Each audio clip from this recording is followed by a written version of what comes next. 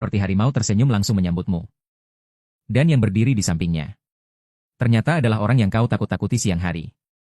Pria itu terlihat pucat pasi. Dan saat melihatmu, dia secara naluriah mundur. Bahkan tidak berani mengangkat kepala. Tampaknya kau benar-benar telah menciptakan trauma psikologis padanya. Mengikuti Li Su melewati lobi. Semakin jauh ke dalam, semakin hening sekeliling. Hingga berdiri di depan pintu ruang kaisar. Dan mendorong pintu kayu solid yang tebal itu terbuka. Sebuah aroma mewah dan panas bercampur cerutu. Dan minuman keras mahal. Langsung menyergap.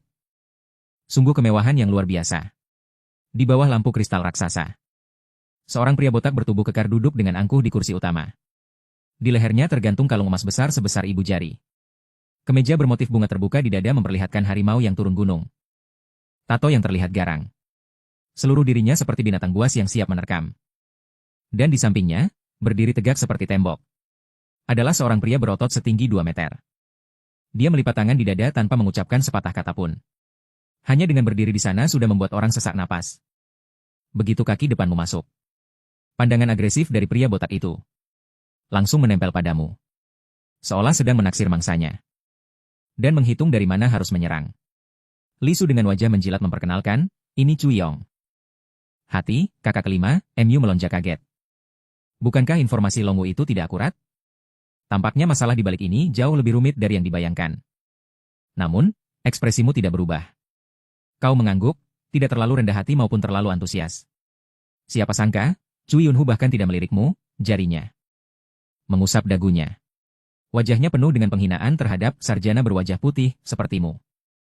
Ini adalah awal dari intimidasi. Di meja ini, selain kalian, tidak ada seorang pun. Tuan rumah, Huyo Upeng, tidak menunjukkan batang hidungnya. Ini adalah upaya untuk menggunakan harimau lapar ini untuk mengukur kemampuanmu. Sajikan minuman, panggil gadis-gadis terbaik. Li Su mengayunkan tangannya. Dan serangkaian gadis berias tebal masuk. Tepat pada saat itu, sesuatu yang tak terduga terjadi. Gadis yang paling belakang dalam barisan, dengan wajah polos dan ketakutan. Saat melewati sisimu. Tidak sengaja menyentuh lenganmu. Sentuhan ini langsung mengaktifkan chat MU. Nama, Ding Suelian, usia, 19. Identitas, mahasiswa tingkat 1 Universitas Jiangcheng. Penyebab, ayah berutang riba kepada geng naga harimau. Terpaksa menemani minum untuk membayar utang. Geng naga harimau. Ternyata Chu Yunhu ini adalah pemimpin para vampir ini. Kau mengangkat gelasmu tanpa menunjukkan ekspresi apapun. Namun, Chu Yunhu di seberang mendengus dingin.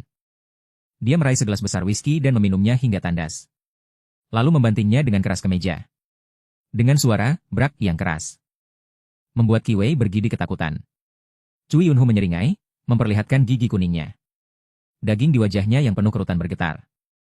Li Su, kau bilang anak ini jago berkelahi? Di zaman sekarang, otak tidak ada gunanya. Kekuatan tinju adalah yang terpenting. Begitu kata-kata itu terucap. Suasana langsung membeku. Ini adalah provokasi terang-terangan. Namun, kau tersenyum. Senyummu tenang dan santai. Kalian berdua bercanda. Tinju saya tidak hebat. Tapi saya tahu sedikit tentang ramal nasib. Li Su dan Qi Wei saling pandang. Dengan wajah bingung. Mereka bahkan merasa lebih meremehkan. Sudah begini masih saja berlagak mistis. Setelah itu, kedua orang itu mulai bersulang bergantian. Kata-kata mereka terselubung, mencoba mengorek informasi darimu. Mereka ingin membuatmu mabuk. Tapi mereka sama sekali tidak menyangka. Setelah beberapa putaran, kau sama sekali tidak terpengaruh. Sebaliknya, kaulah yang membuat mereka mabuk merah padam.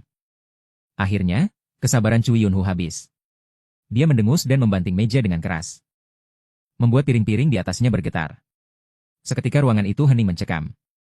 Harimau lapar itu mencondongkan tubuh ke depan. Menatap tajam. Setiap kata. Seperti aura pembunuh yang keluar dari sela-sela giginya. Berbicara dengan kalian yang berpendidikan, sungguh sangat melelahkan. Nak, aku tidak akan bertele-tele denganmu. Kudengar kau adalah seorang peramal. Bagaimana kalau kau meramal nasibku? Lihatlah, apakah keberuntungan finansialku sedang memuncak akhir-akhir ini? Seluruh ruangan hening. Li Su menunjukkan ekspresi senang atas kesengsaraan orang lain. Qi Wei gemetar ketakutan. Semua mata tertuju padamu. Ini adalah metode paling langsung di dunia bawah. Jika kau bisa menghadapinya, itu adalah kemampuan. Jika tidak, hari ini adalah tempat pemakamanmu. Menghadapi provokasi terang-terangan ini, senyum tenang masih terukir di wajahmu. Kau tidak langsung menjawab. Kau hanya dengan tenang mengangkat gelas di atas meja. Mengaduknya perlahan. Cairan berwarna ember di dalamnya. Seolah-olah suasana tegang di depanmu. Sama sekali tidak ada hubungannya denganmu. Udara di seluruh ruangan VIP kini tegang seperti senar yang akan putus. Li Su dan Qi Wei di samping. Keringat dingin mengalir di dahi mereka. Mereka tahu betul. Ini adalah pertanda Cui Yunhu akan mengamuk. Tuan ini di jalanan Jiangcheng terkenal sangat berubah-ubah. Detik berikutnya, dia mungkin langsung membalik meja. Glek, kau menenggak habis anggur di gelasmu. Dengan santai, kau meletakkan gelas kosong itu di meja. Suara yang jernih terdengar sangat nyaring di ruangan yang sunyi senyap itu. Kakakku bercanda? Akhirnya kau berbicara. Nada bicaramu datar, seolah sedang mengobrol biasa. Kemampuan kecil saya ini? Mana berani saya pamer di hadapan kakakku? Daging di wajah Cui Yunhu mengerut bersama. Matanya galak. Jadi, kau tidak memberiku kehormatan? Tentu saja tidak. Kau menggelengkan kepala. Ada senyum tipis di sudut bibirmu. Hanya saja, kemampuan saya ini agak istimewa. Saya tidak bisa meramal. Saya hanya bisa membaca garis tangan. Membaca garis tangan? Li Su dan Qi Wei saling pandang dengan wajah bingung. Kemampuan macam apa ini? Seorang ahli di bawah jembatan dengan tarif 10 yuan per ramalan juga tahu trik ini. Bagaimana ini bisa digunakan untuk menghadapi kakakku? Wajah Cui Yunhu langsung muram. Dia merasa kau mempermainkannya. Baiklah. Terdengar suara plak yang keras. Cui Yunhu membanting tangan besarnya yang penuh kapalan dan bekas luka ke meja, membuat botol-botol minuman bergetar. Kalau begitu, coba kau lihat untukku. Apakah tangan ini adalah tangan yang menangkap uang? Atau tangan yang menangkap orang? Namun, detik berikutnya, tindakanmu membuat semua orang terkesiap. Kau bahkan tidak melihat tangannya. Pandanganmu langsung melewati bos dunia bawah ini. Dan tertuju pada sudut ruangan. Pada deretan gadis-gadis penghibur yang gemetar. Akhirnya berhenti pada gadis yang paling tidak mencolok. Yang berada di tengah. Riasan gadis itu tidak bisa menyembunyikan wajahnya yang kuyu. Kedua tangannya mencengkeram erat ujung pakaiannya. Dia ingin sekali menyusut dan menghilang ke dalam celah lantai. Kemari. Kau memanggilnya dengan lambaian tangan. Gadis bernama Kuo Yafang itu terkejut. Wajahnya penuh kebingungan. Li Su baru saja ingin menengahi. Namun kau bahkan tidak meliriknya. Kau hanya menatap gadis itu dan mengulanginya. Kemari, berikan tanganmu padaku. Di bawah tatapan semua orang. Kuo Yafang tidak berani membantah. Dia hanya bisa bergerak mendekat dengan langkah kecil. Dengan gemetar, dia mengulurkan tangan kanannya. Kau tanpa ragu sedikit pun. Langsung meraih tangannya yang kecil dan dingin. Tepat pada saat kulit bersentuhan. Sebuah aliran informasi yang besar. Instan membanjiri pikiranmu. Ruangan pribadi itu hening mencekam. Wajah He Yunhu sudah menjadi sangat gelap. Dia merasa diabaikan sepenuhnya olehmu. Penghinaan semacam ini membuat kemarahan di matanya hampir meledak. Beberapa detik kemudian, matamu yang tertutup perlahan terbuka. Kamu tidak datang ke sini demi uang. Kalimat ini seperti mantra penghenti. Membuat tubuh Kuo Yafang langsung kaku. Kamu tidak berhenti. Setiap kata jelas menghantam hati semua orang. Kamu datang untuk mengumpulkan biaya operasi ibumu. Mata Kuo Yafang langsung membelalak kaget. Ibumu menderita gagal ginjal dan sangat membutuhkan transplantasi ginjal. Biaya operasi masih kurang banyak. Adikmu tidak bisa diandalkan. Bulan lalu dia berjudi di luar. Menghabiskan semua tabungan terakhir keluargamu. Dengan setiap kata yang kamu ucapkan. Wajah Kuo Yafang semakin pucat. Ketika kalimat terakhir terucap. Dia seolah kehilangan seluruh jiwanya. Bruk, kaki Kuo Yafang lemas. Langsung berlutut di depanmu. Air mata mengalir deras. Langsung menghapus riasan tebal di wajahnya. Suara isak tangis yang menyakitkan terdengar. Seluruh ruangan pribadi hening seketika. Rahang Li Su dan Qi Wei hampir jatuh karena terkejut. Melihat gadis yang menangis itu. Lalu melihat wajahmu yang tenang. Pikiran mereka kosong. Sialan, ini tebakan. Tidak mungkin, di dunia ini mana ada tebakan seperti itu. Bahkan detail keluarga pun jelas semua. Jika bukan tebakan, berarti itu benar-benar dihitung. Hawa dingin seketika merayap dari telapak kaki keduanya. Langsung ke ubun-ubun. Saat mereka melihatmu, Tatapan mereka tidak lagi mengandung agresi. Hanya tersisa ketakutan yang mendalam. Orang ini benar-benar monster.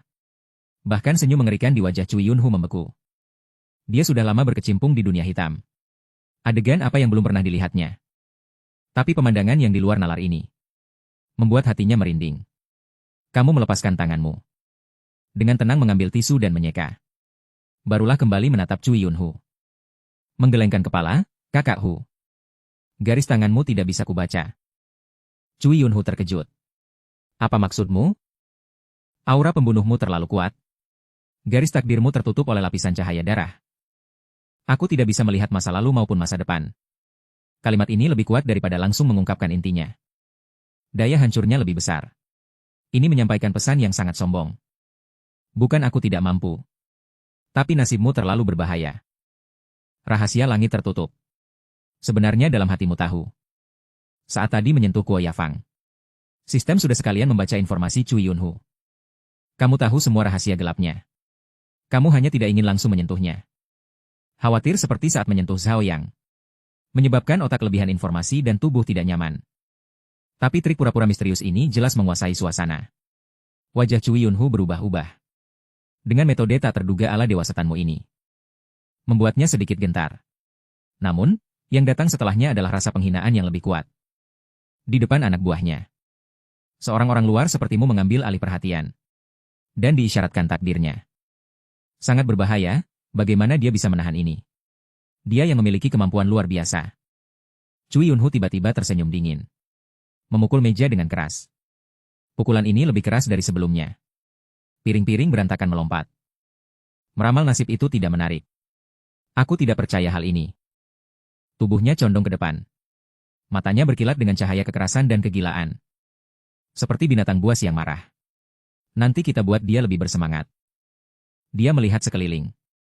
Tatapan jahat itu. Akhirnya tertuju pada gadis-gadis penghibur itu. Senyum di sudut bibirnya membuat orang merinding. Yang kalah dalam permainan melepas satu pakaian.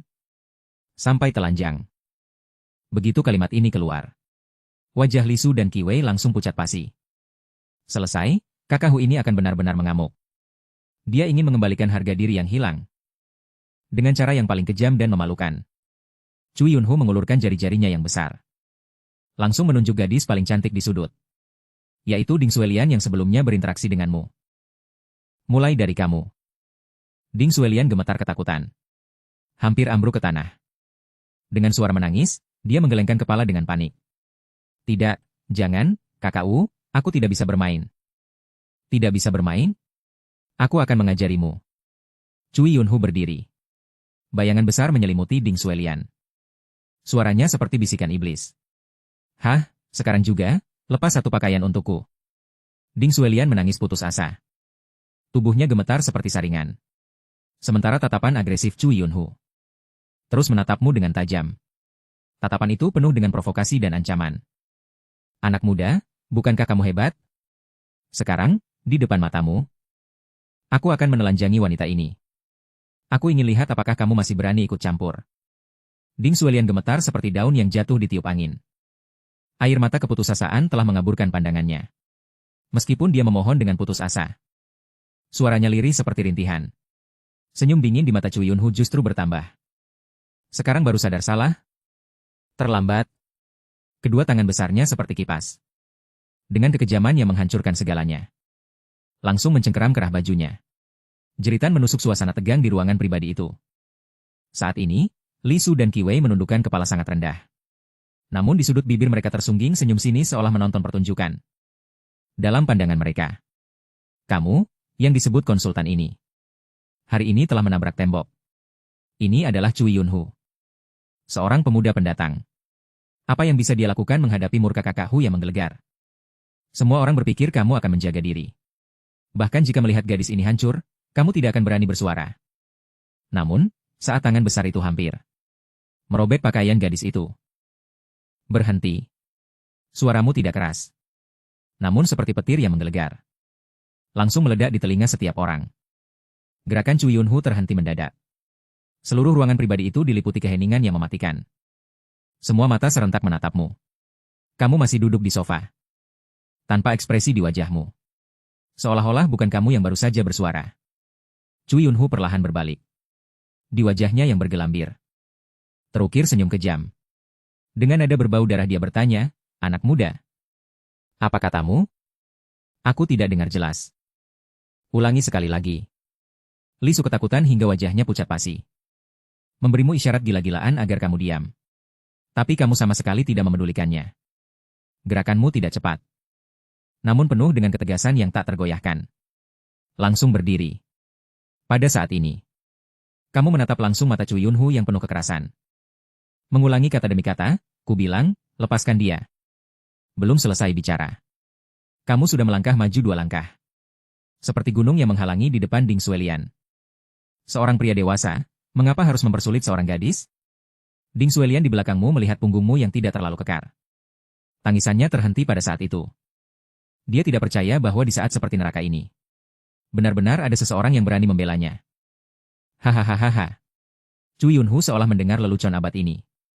Tawa kerasnya membuat gendang telinga sakit. Detik berikutnya, tawa itu berhenti mendadak. Digantikan oleh aura pembunuh yang menyelimuti. Jarinya menusuk keras dadanya sendiri. Berteriak dengan marah, "Di sini, aku adalah aturan. Apa-apaan kamu berani memberitahuku tentang aturan?" Li Su ketakutan hingga keringat dingin mengalir deras. Berlari maju ingin tersenyum meminta maaf. Menjelaskan, namun didorong menjauh oleh Chu Yunhu. Hampir terjatuh mencium tanah. Saat ini, tatapan Chu Yunhu seperti ular berbisa, menatap tajam. Rasa penghinaan. Rasa penghinaan yang belum pernah terjadi sebelumnya membuatnya benar-benar marah. Jika tidak membalas dendam, bagaimana dia bisa bertahan di Jiangcheng nanti? Dia tidak sudi lagi berdebat denganmu. Hanya menatap raksasa seperti menara besi di sampingnya. Mengisyaratkan dengan bibir. Itu adalah pengawal pribadinya. Dijuluki harimau lapar terganas tingkat atas. Beri dia pelajaran. Suara Chu Yunhu tenang dan menakutkan. Biarkan dia tahu mengapa bunga bisa semerah itu. Dia itu. Harimau lapar menyeringai sambil mematahkan buku-buku jarinya. Melangkah maju. Bayangan besar langsung menyelimutimu. Di hadapan tinggimu yang 1,8 meter. Raksasa setinggi lebih dari 2 meter ini. Benar-benar seperti monster. Udara di dalam ruangan pribadi membeku sepenuhnya. Semua orang terlalu takut sampai lupa bernapas. Li Su dan Qi Wei bahkan tidak berani mengangkat kepala. Selesai, dengan satu tamparan ini. Setengah wajah orang biasa akan hancur. Kali ini kamu benar-benar tamat. Tanpa ragu sedikit pun.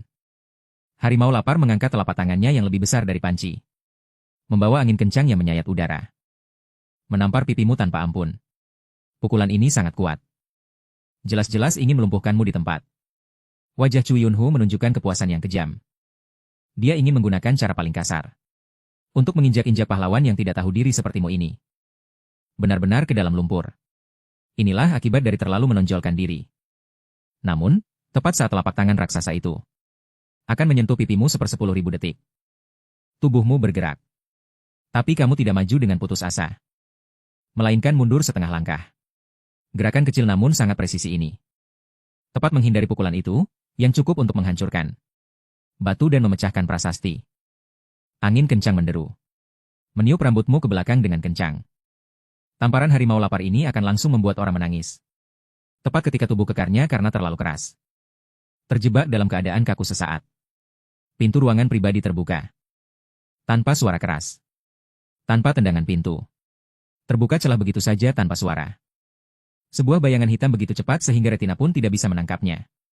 Seperti gulungan yang melintas di tanah, langsung menyelinap masuk. Suara tulang retak yang renyah dan membuat ngilu gigi bergemuruh. Meledak di ruangan pribadi yang hening.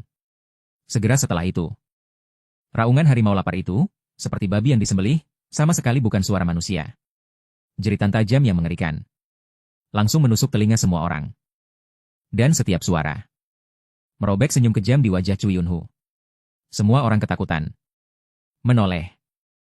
Tapi melihat pemandangan yang membuat jiwa mereka terbang. Terlihat pria raksasa setinggi 2 meter. Dan berat 200 jin, tangan yang diayunkan harimau lapar ke arahmu. Sekarang terpelintir ke belakang dengan sudut yang sangat aneh. Memutar ke belakang. Serpihan tulang putih pucat bahkan menembus kulit dan otot. Terpapar berdarah-darah di udara. Tidak jauh dari situ, seorang pria berpakaian santai hitam. Dengan tubuh yang mengejutkan. Entah sejak kapan sudah berdiri di samping harimau lapar. Satu tangannya seperti cakar besi.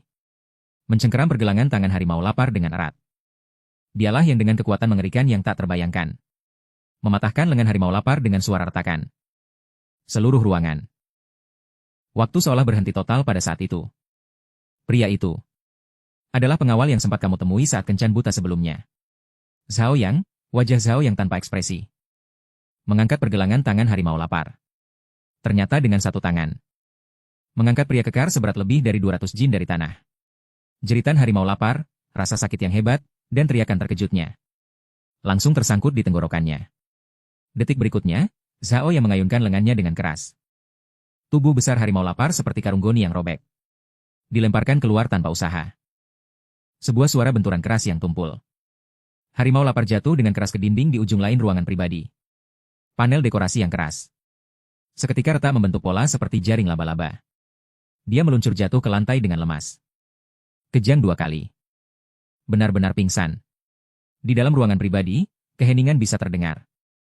Udara seketika dipenuhi bau amis darah dan ketakutan. Bau campuran ketakutan. Senyum beku di wajah Cui Yunhu sepenuhnya. Kaku, seolah-olah disiram semen secara instan. Daging di wajahnya berkedut tanpa sadar. Ketakutan perlahan-lahan melahap semua kesombongannya tadi. Glek, dia menelan ludah dengan susah payah. Sementara di sisi lain, reaksi Li Su dan Qi Wei lebih berlebihan lagi. Keduanya berteriak. Bokong mereka tergelincir dan langsung terguling dari sofa. Jatuh di karpet. Mereka tidak memedulikan rasa sakit. Merangkak mundur dengan tangan dan kaki. Wajah mereka pucat pasi seperti mayat yang baru keluar dari kuburan. Bahkan Ding Xuelian yang bersembunyi di belakangmu melihat pemandangan ini melalui bahumu. Seluruh tubuhnya benar-benar terpaku. Monster yang tadi tak terkalahkan seperti dewa iblis itu. Begitu saja dilumpuhkan. Seperti membuang sepotong sampah. Di tengah suasana yang membeku di seluruh ruangan ini, dia bergerak. Dia bahkan tidak melirik harimau lapar di sudut. Seolah-olah hanya menepuk mati seekor lalat. Melangkahkan kaki. Dengan tenang melewati kekacauan di lantai. Langsung berjalan ke belakangmu. Lalu sedikit membungkuk. Gerakannya standar. Sangat teliti. Tuan Jiang, maaf saya terlambat. Suaranya tenang tanpa gelombang. Seolah-olah orang yang baru saja melumpuhkan raksasa itu dalam satu gerakan. Sama sekali bukan dirinya. Reaksimu lebih dari itu, seolah wajar saja. Bahkan kamu tidak menoleh. Kamu hanya dengan tenang merapikan sedikit kerah bajumu yang berantakan karena angin. Dan dengan lembut membersihkan debu yang tidak ada di bahumu. Seolah-olah semua yang terjadi barusan sudah kamu duga. Ketenangan ini. Ketenangan ini. Di mata Cui Yunhu dan yang lainnya. Lebih menakutkan daripada pukulan Zhao yang dahsyat itu. Membuat hati semakin dingin. Zhao yang hanya berdiri. Pandangannya perlahan menyapu seluruh ruangan. Suhu di ruangan pribadi itu tiba-tiba turun beberapa derajat. Setiap orang yang terlihat olehnya merasa seperti mangsa yang diincar oleh binatang buas prasejarah. Rasa dingin yang menusuk tulang langsung merambat dari telapak kaki hingga ubun-ubun. Tubuh Cui Yunhu mulai bergetar tak terkendali. Keringat dingin seketika membasahi pakaiannya. Dia telah berkecimpung di dunia bawah selama bertahun-tahun. Pernah melihat orang-orang kejam, tapi pria di depannya ini berbeda. Itu bukan kekejaman preman. Itu adalah aura murni yang dipancarkan oleh mesin pembunuh yang efisien. Ini adalah dewa pembunuh yang sesungguhnya. Siapa sebenarnya pemuda bermarga Jiang ini? Dan Zhao Yang. Bukankah dia kepala kelas presiden yang pendiam itu? Bagaimana dia bisa memiliki kemampuan mengerikan seperti ini? Dia benar-benar monster. Dan monster setingkat ini ternyata melindungimu. Otak Cui Yunhu benar-benar kacau. Tepat pada saat ini, Zhao yang berbicara, izinkan saya memperkenalkan diri. Dia berbicara dengan jelas kepada semua orang di ruangan itu. Saya adalah pengawal Tuan Jiang Yu. Satu kalimat membuat tubuh Li Su dan Qi Wei tiba-tiba menegang. Pengawal? Apa lelucon ini? Bukankah kamu kepala kelas presiden? Lagi pula, pengawal mana yang bisa memiliki kemampuan seperti ini? Ini seperti senjata manusia. Mereka akhirnya mengerti keberadaan macam apa yang sebenarnya mereka hadapi. Kamu ini bukan naga penyeberang sungai, melainkan monster prasejarah yang bersembunyi di balik kulit domba. Zhao yang berhenti sejenak. Membiarkan semua orang memiliki cukup waktu untuk mencerna informasi ini. Kemudian dia berbicara lagi. Kali ini, setiap kata membawa niat membunuh yang dingin. Siapa tadi yang ingin menyentuh Tuan Jiang? Kata-kata Zhao yang tidak terdengar keras. Namun seperti palu besi seberat 1000 kati. Dengan keras menghantam dan menghancurkan hati semua orang di ruangan pribadi itu. Udara seketika tersedot habis. Li Su dan Qi Wei sudah lemas di lantai. Tubuh mereka bergetar seperti sekam. Bahkan tidak punya keberanian untuk mengangkat kepala. Saat ini, hanya ada satu pikiran di kepala mereka. Mengapa harus berpikir pendek? Dan memprovokasi Raja Neraka hidup ini. Lihatlah Cu Yong lagi. Seluruh tubuhnya kaku seperti batu. Keringat dingin seketika membasahi kemeja sutra mahalnya. Menempel erat di punggungnya yang gemuk. Menggambarkan. Otot-ototnya yang naik turun dengan hebat karena ketakutan yang ekstrim. Telah bergaul setengah hidupnya. Dari preman jalanan hingga menjadi kakakhu. Pengalaman apapun dengan pedang dan bayangan pedang sudah pernah dilihatnya. Tetapi pemandangan di hadapannya benar-benar menghancurkan persepsinya. Ini bukan perkelahian. Ini adalah penghancuran. Pembantaian. Zhao yang berdiri di sana seperti lubang hitam yang menakutkan. Menyedot semua keberanian dan keganasannya hingga bersih. Dia memutar lehernya dengan susah payah. Sendi-sendinya mengeluarkan suara gemertak yang membuat ngilu gigi. Dia tidak berani melihat Zhao Yang. Dia hanya bisa mengalihkan pandangannya ke pemuda yang tenang hingga aneh itu dari awal sampai akhir. Siapa sebenarnya kamu? Suaranya kering dan serak. Dengan getaran yang bahkan tidak dia sadari. Kamu akhirnya bergerak. Tanpa menjawab, kamu malah melangkah maju. Mendekati Cu Yong dengan tenang dan perlahan. Jarak antara keduanya langsung kurang dari 1 meter. Dia ingin mundur. Tetapi kakinya yang terbiasa maju tidak bisa bergerak sama sekali. Kamu berhenti dan dengan lembut meletakkan tanganmu di lengannya. Tepat pada saat kontak. Kemampuan master informasi aktif. Boom, sejumlah besar informasi rahasia. Mengalir deras ke otakmu seperti gelombang pasang. Setelah pusing sesaat. Kamu tersenyum, sudut bibirmu melengkung nakal. Karena ditumpukan rahasia ini. Kamu menemukan pisau tajam yang mematikan. Kamu dengan nada santai seperti mengobrol. Dengan lembut mengucapkan 3 kata. Nama, Jun Chai, seharusnya tidak asing bagi kakakku, kan? Boom, di otak Cu Yunhu. Seolah sebuah bom nuklir telah meledak. Chen Jun Chai, ini adalah kartu asnya yang paling tersembunyi. Dia adalah orang kepercayaannya yang paling bersih dalam bekerja. Selain lingkaran inti, orang luar mustahil tahu. Bagaimana mungkin orang bermarga Jiang di hadapannya ini bisa tahu? Warna darah di wajah Cu Yunhu langsung memudar. Ketakutan membesar dengan liar di pupil matanya. Bagaimana mungkin kamu? Tanggal 23 bulan lalu, pukul 10 malam. Kamu sama sekali tidak memberinya kesempatan bernapas. Setiap kata yang diucapkan. Menusuk sarafnya seperti jarum baja. Dia membantumu menangani sebuah badge. Yang diambil dari toko antik di selatan kota. Benar? Di dalamnya ada cangkir ayam Dou Chai Cheng Hua yang terkenal. Dan sebuah lukisan, angin musim gugur, karya Tang Bohu. Kamu menatap matanya. Tersenyum seperti iblis. Apakah yang kukatakan benar? Napas Cui Yunpu benar-benar terhenti. Jika nama itu hanya mengejutkan, maka setiap detail yang kamu katakan sekarang membuatnya merasa ketakutan sampai ke tulang sumsum. Waktu, tempat. Barang curiannya, tidak ada yang salah sedikit pun. Hanya langit dan bumi yang tahu tentang ini, tidak ada orang ketiga yang tahu. Apakah orang ini manusia atau hantu? Di mata Cui Yunhu. Wajahmu yang muda dan tenang itu kini lebih menakutkan daripada asura dari neraka. Sayangnya, suaramu tetap datar. Tetapi dengan tekanan seperti vonis mati.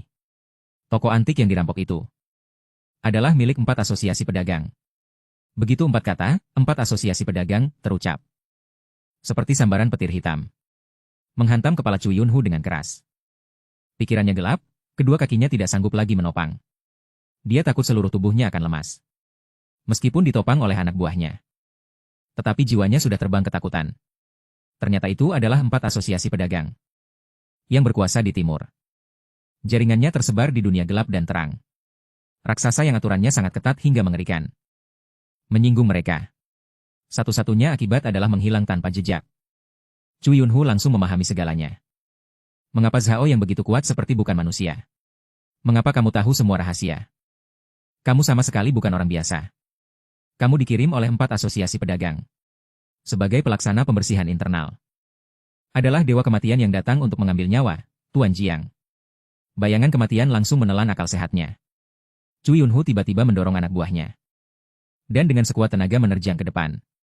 Berlutut dengan keras di kakimu. Tidak, Jiang Ye. Dahi Jiang Ye menempel erat di tanah. Suaranya penuh dengan keputusasaan dan gemetar. Aku salah, aku benar-benar salah. Aku tidak tahu siapa kamu yang hebat.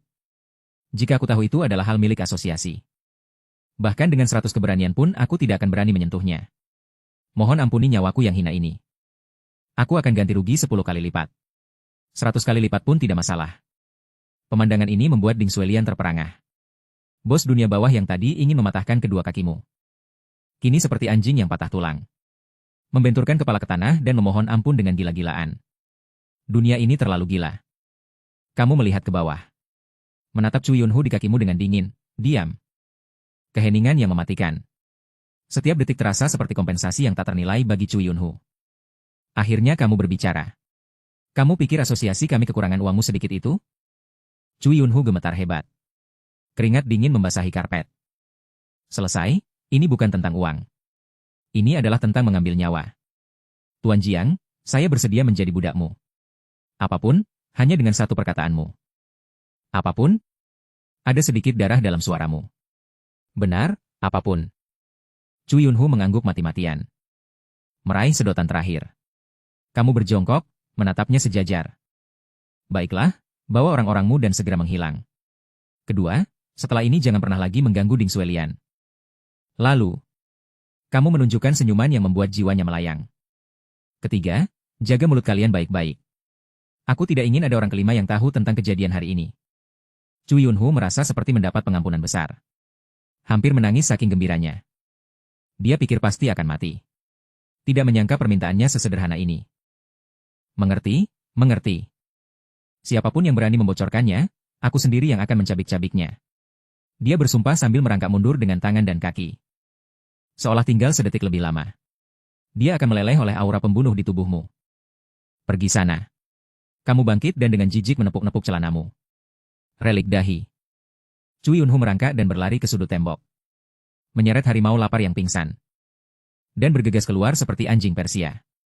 Li Su dan Qi Wei juga sadar. Berebut melarikan diri dari kamar pribadi. Tidak ada seorang pun di seluruh ruangan yang berani menoleh menatapmu. Dalam sekejap, kamar pribadi itu kosong. Hanya tersisa kamu, Zhao Yang, dan Ding Xuelian yang masih terpaku. Serta kekacauan di mana-mana. Kamu melihat kekacauan di lantai. Zhao yang berdiri di belakangmu tanpa ekspresi.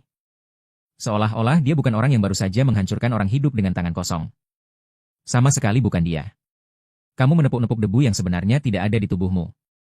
Dengan nada tenang seolah hanya membuang sampah. Sudah tidak apa-apa. Ding Xuelian yang meringkuk di belakangmu gemetar seluruh tubuhnya. Ingin bicara tetapi tidak bisa membuka mulut. Matanya langsung memerah. Ayo pergi, bau ini terlalu menyengat. Kamu melangkah lebih dulu. Ding Xuelian seperti meraih sedotan penyelamat. Mengikutimu erat-erat, tidak berjarak sedikit pun. Di kedua sisi koridor. Para satpam dan pelayan meringkuk di sudut, gemetar ketakutan. Tidak ada yang berani menghalangi. Dan tidak ada yang berani bernapas dengan keras. Sampai keluar dari pintu gerbang. Angin dingin bertiup. Barulah saraf Ding Xuelian yang tegang akhirnya putus. Dia melihat profil wajahmu di bawah lampu neon. Air mata mengalir deras seperti dari mata air, Tuan Jiang. Terima kasih, jika bukan kamu. Sudah seharusnya. Kamu menjawab dengan tegas dan lugas. Tetapi ini tidak membuatnya tenang. Malah membuat ekspresi di wajahnya semakin rumit. Rasa syukur, malu, dan rasa canggung yang mendalam. Kamu menghentikan langkah. Langsung melihat kegugupannya. Ada apa lagi? Dia tiba-tiba tersentak. Kepalanya menunduk hampir masuk ke dadanya. Suaranya pelan seperti dengungan nyamuk. Malam ini tidak ada tempat untuk pergi. Pipinya memerah. Dia meremas ujung pakaiannya erat-erat. Takut Cui Yunhu. Tidak berani kembali ke rumah sewa. Uang di badannya juga tidak cukup untuk menginap di hotel yang aman. Kenyataan begitu kejam hingga mencekik. Seorang gadis sendirian menjadi sasaran rentenir. Malam hari baginya adalah neraka. Kamu tidak bicara. Hanya menatapnya dengan tenang. Keheningan ini membuatnya ingin sekali menyelinap ke celah di tanah. Tepat ketika dia berpikir kamu akan membencinya. Karena dia adalah beban. Kamu tiba-tiba menoleh ke arah Zhao Yang. Zhao Yang, pergi dan pesan satu kamar di hotel bintang 5 terbaik terdekat. Suite Presiden. Kata-kata ini seperti petir yang menyambar. Ding Xuelian tiba-tiba mendongak. Matanya hampir melotot keluar. Suite Presiden. Itu adalah tempat yang tidak pernah berani dia impikan. Tuan Jiang yang tidak berguna. Dia ketakutan dan menolak dengan gagap. Terlalu mahal, terlalu boros. Aku bisa menginap di hotel ekonomi saja. Kamu sama sekali tidak menghiraukan kepanikannya. Hanya menatap matanya. Dan dengan dingin bertanya balik. Keselamatanmu yang penting atau uang yang penting? Kalimat ini seketika mematikan semua jalan keluarnya. Dia terpaku di tempat, mulutnya terbuka tetapi tidak bisa mengeluarkan suara. Setelah mengalami mimpi buruk malam ini, tidak ada yang lebih mengerti pentingnya kata keamanan daripada dia. Sudah diputuskan, kamu berkata dengan tegas. Lalu kamu menambahkan satu kalimat lagi. Kata-kata yang cukup untuk menghancurkan hatinya.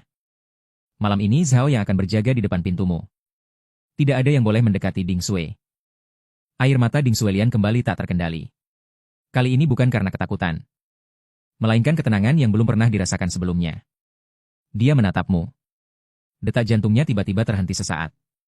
Tapi itu hanya sesaat. Dia tahu betul bahwa dia tidak pantas. Setengah jam kemudian, di lantai paling atas Hotel Cheng Kai Yue. Kamu mengantarnya sampai pintu, istirahatlah yang baik. Jangan terlalu banyak berpikir. Kamu berbalik hendak pergi. Namun, di belakangmu terdengar panggilan mendesak, Tuan Siang. Tunggu sebentar.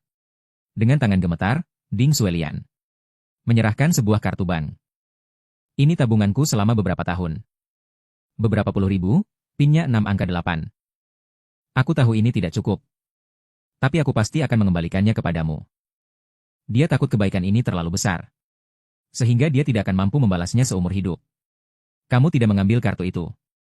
Nadamu datar namun tegas. Aku membantumu bukan agar kamu mengembalikan uang. Tapi, tidak ada tapi. Kamu langsung memotongnya, tidurlah lebih awal. Setelah selesai bicara, kamu berbalik dan masuk ke lift.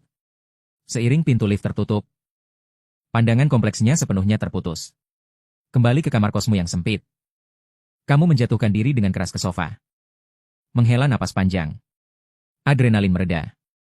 Rasa lelah datang seperti gelombang pasang. Memejamkan mata.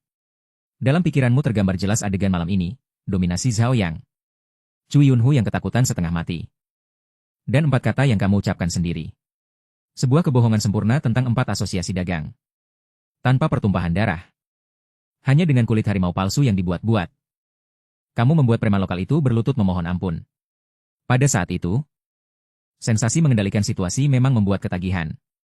Namun, hanya beberapa detik kemudian, rasa dingin yang menusuk tulang belakang merayap naik. Seketika memadamkan rasa banggamu. Ini adalah bom waktu. Hari ini kamu bisa menakuti Cui Yunhu. Karena dia terlalu rendah levelnya. Dan tidak bisa menjangkau kebenaran. Tapi Bagaimana jika bajingan itu tidak puas dan mencari tahu informasi? Bagaimana jika suatu hari kamu sial dan benar-benar bertemu dengan pemilik asli 4 asosiasi dagang? Saat itu, jika kebohonganmu terbongkar, kemarahan yang harus kamu hadapi pasti 100 kali lebih mengerikan daripada Cui Yunhu. 1000 kali. Kamu sama sekali tidak akan sanggup menanggung akibatnya. Zhao yang memang sangat jago berkelahi. Tapi pada akhirnya dia hanya seorang pria gegabah. Kekuatan pencegah yang didapat dari pembual dan pajak internal. Seperti kastil yang dibangun di atas pasir. Satu ombak saja bisa menghancurkannya berkeping-keping. Tidak bisa lagi seperti ini, membahayakan nyawa. Harus memiliki kekuatan yang benar-benar milik sendiri. Kekuatan keras yang tidak bergantung pada siapapun. Tidak bergantung pada sistem. Dan bisa berdiri teguh di dunia yang kejam ini. Kekuatan keras untuk berdiri teguh. Begitu pikiran ini muncul, ia tumbuh liar di benakmu seperti rumput. Tak terbendung lagi. Kamu tiba-tiba duduk tegak dari sofa. Aku harus mengubah diriku. Aku harus memiliki kekuatan keras yang benar-benar milikku. Maka kamu tidak ragu lagi. Dalam hati mengucapkan, sistem. Detik berikutnya, sebuah antarmuka cahaya biru muda muncul di depan matamu. Kamu langsung melewati semua informasi. Pandanganmu terpaku erat pada ikon yang berkedip di bagian paling bawah antarmuka. Toko sistem. Segera setelah itu, dengan tujuan jelas, kamu langsung membuka kategori kemampuan pribadi. Namun, setelah daftar diperbarui, berbagai kemampuan yang muncul membuatmu mengerutkan kening. Penguasaan memasak. Tidak berguna di hadapan krisis bertahan hidup. Penguasaan melukis. Dan serba bisa memainkan alat musik bahkan lebih tidak berguna. Kamu terus menggulir ke bawah. Akhirnya kamu melihat apa yang kamu inginkan. Zona keterampilan tempur. Kamu segera mengekliknya. Tapi daftar baru itu membuatmu sangat kecewa. Keterampilan bertarung dasar. Hanya bisa menghadapi satu atau dua orang biasa, terlalu lemah. Pengantar senjata dingin. Sekarang adalah masyarakat yang menjunjung hukum, langsung lewatkan. Penguasaan senjata api, ini sedikit berguna. Tapi di dalam negeri bahkan tidak boleh disentuh. Sifatnya jadi berubah total. Kamu mengerutkan kening. Pilihan-pilihan ini terasa kurang tepat. Yang kamu inginkan adalah sesuatu yang bisa membuatmu mengalami perubahan fundamental yang menyeluruh.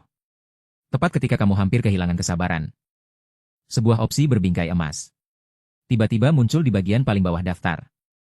Ahli pertarungan tingkat Grandmaster.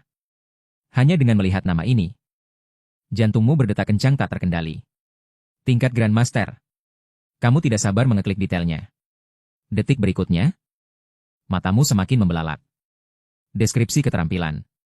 Sistem akan menggabungkan esensi dari semua seni bela diri top di bumi. Menjadikannya instingmu. Tidak hanya itu. Sistem akan melakukan optimasi tubuh secara menyeluruh padamu.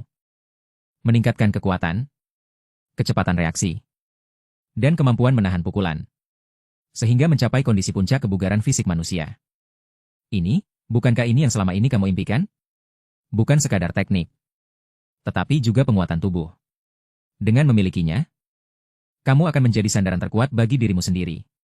Kamu sangat bersemangat. Pandanganmu perlahan turun. Terpaku pada harga yang menentukan segalanya.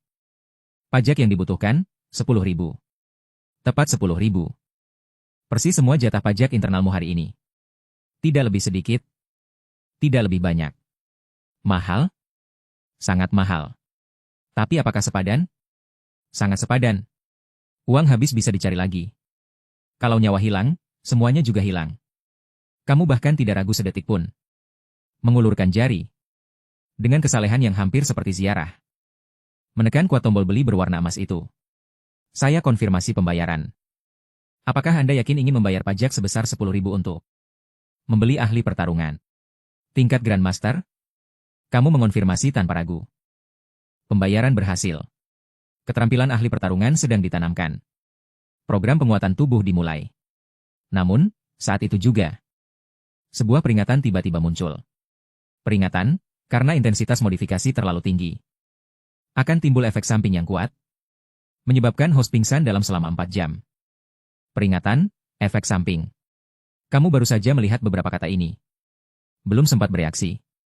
Tiba-tiba rasa sakit yang tak terlukiskan meledak dari setiap sel tubuhmu. Kamu bahkan tidak bisa mengeluarkan jeritan yang utuh. Tubuhmu tiba-tiba membungkuk. Itu adalah perasaan mengerikan di mana tubuhmu benar-benar terurai. Dan dipaksa untuk disusun kembali. Tulang-tulang merintih. Otot-otot terkoyak. Darah terasa panas seperti lahar. Otakmu kosong melompong. Dunia di depan mata seketika ditelan oleh kegelapan tanpa batas. Detik berikutnya, kamu jatuh telentang. Terhempas keras di tempat tidur, dan kesadaranmu benar-benar lenyap. Dan setelah kamu pingsan, transformasi menyeluruh baru saja dimulai. Karena tiba-tiba bangun dari tempat tidur. Kegelapan memudar. Kesadaran kembali. Tidak ada rasa sakit yang parah. Tidak ada sensasi robek. Sebaliknya, ada kesegaran yang belum pernah dirasakan sebelumnya. Kamu merasa setiap selmu penuh energi. Namun, saat itu, bau busuk yang tak terlukiskan menusuk hidungmu. Kamu menundukkan kepala dengan cepat. Seketika pupil matamu bergetar hebat. Di permukaan kulitmu, ternyata tertutup lapisan zat hitam lengket dan berminyak. Berminyak dan berbau amis. Mungkinkah ini kotoran yang dikeluarkan oleh sistem setelah memodifikasi tubuh? Kamu tidak tahan bahkan sedetik pun. Langsung melompat dari tempat tidur dan berlari ke kamar mandi. Air hangat mengalir deras. Kotoran hitam langsung tersapu ke seluruh lantai. Kamu mengambil sabun mandi dan menggosok tubuhmu dengan gila-gilaan. Mencuci sampai 3 kali. Sampai terasa hampir mengikis lapisan kulit. Barulah sensasi lengket itu benar-benar hilang. Kamu dengan santai menghapus embun di cermin. Detik berikutnya, kamu terdiam di tempat.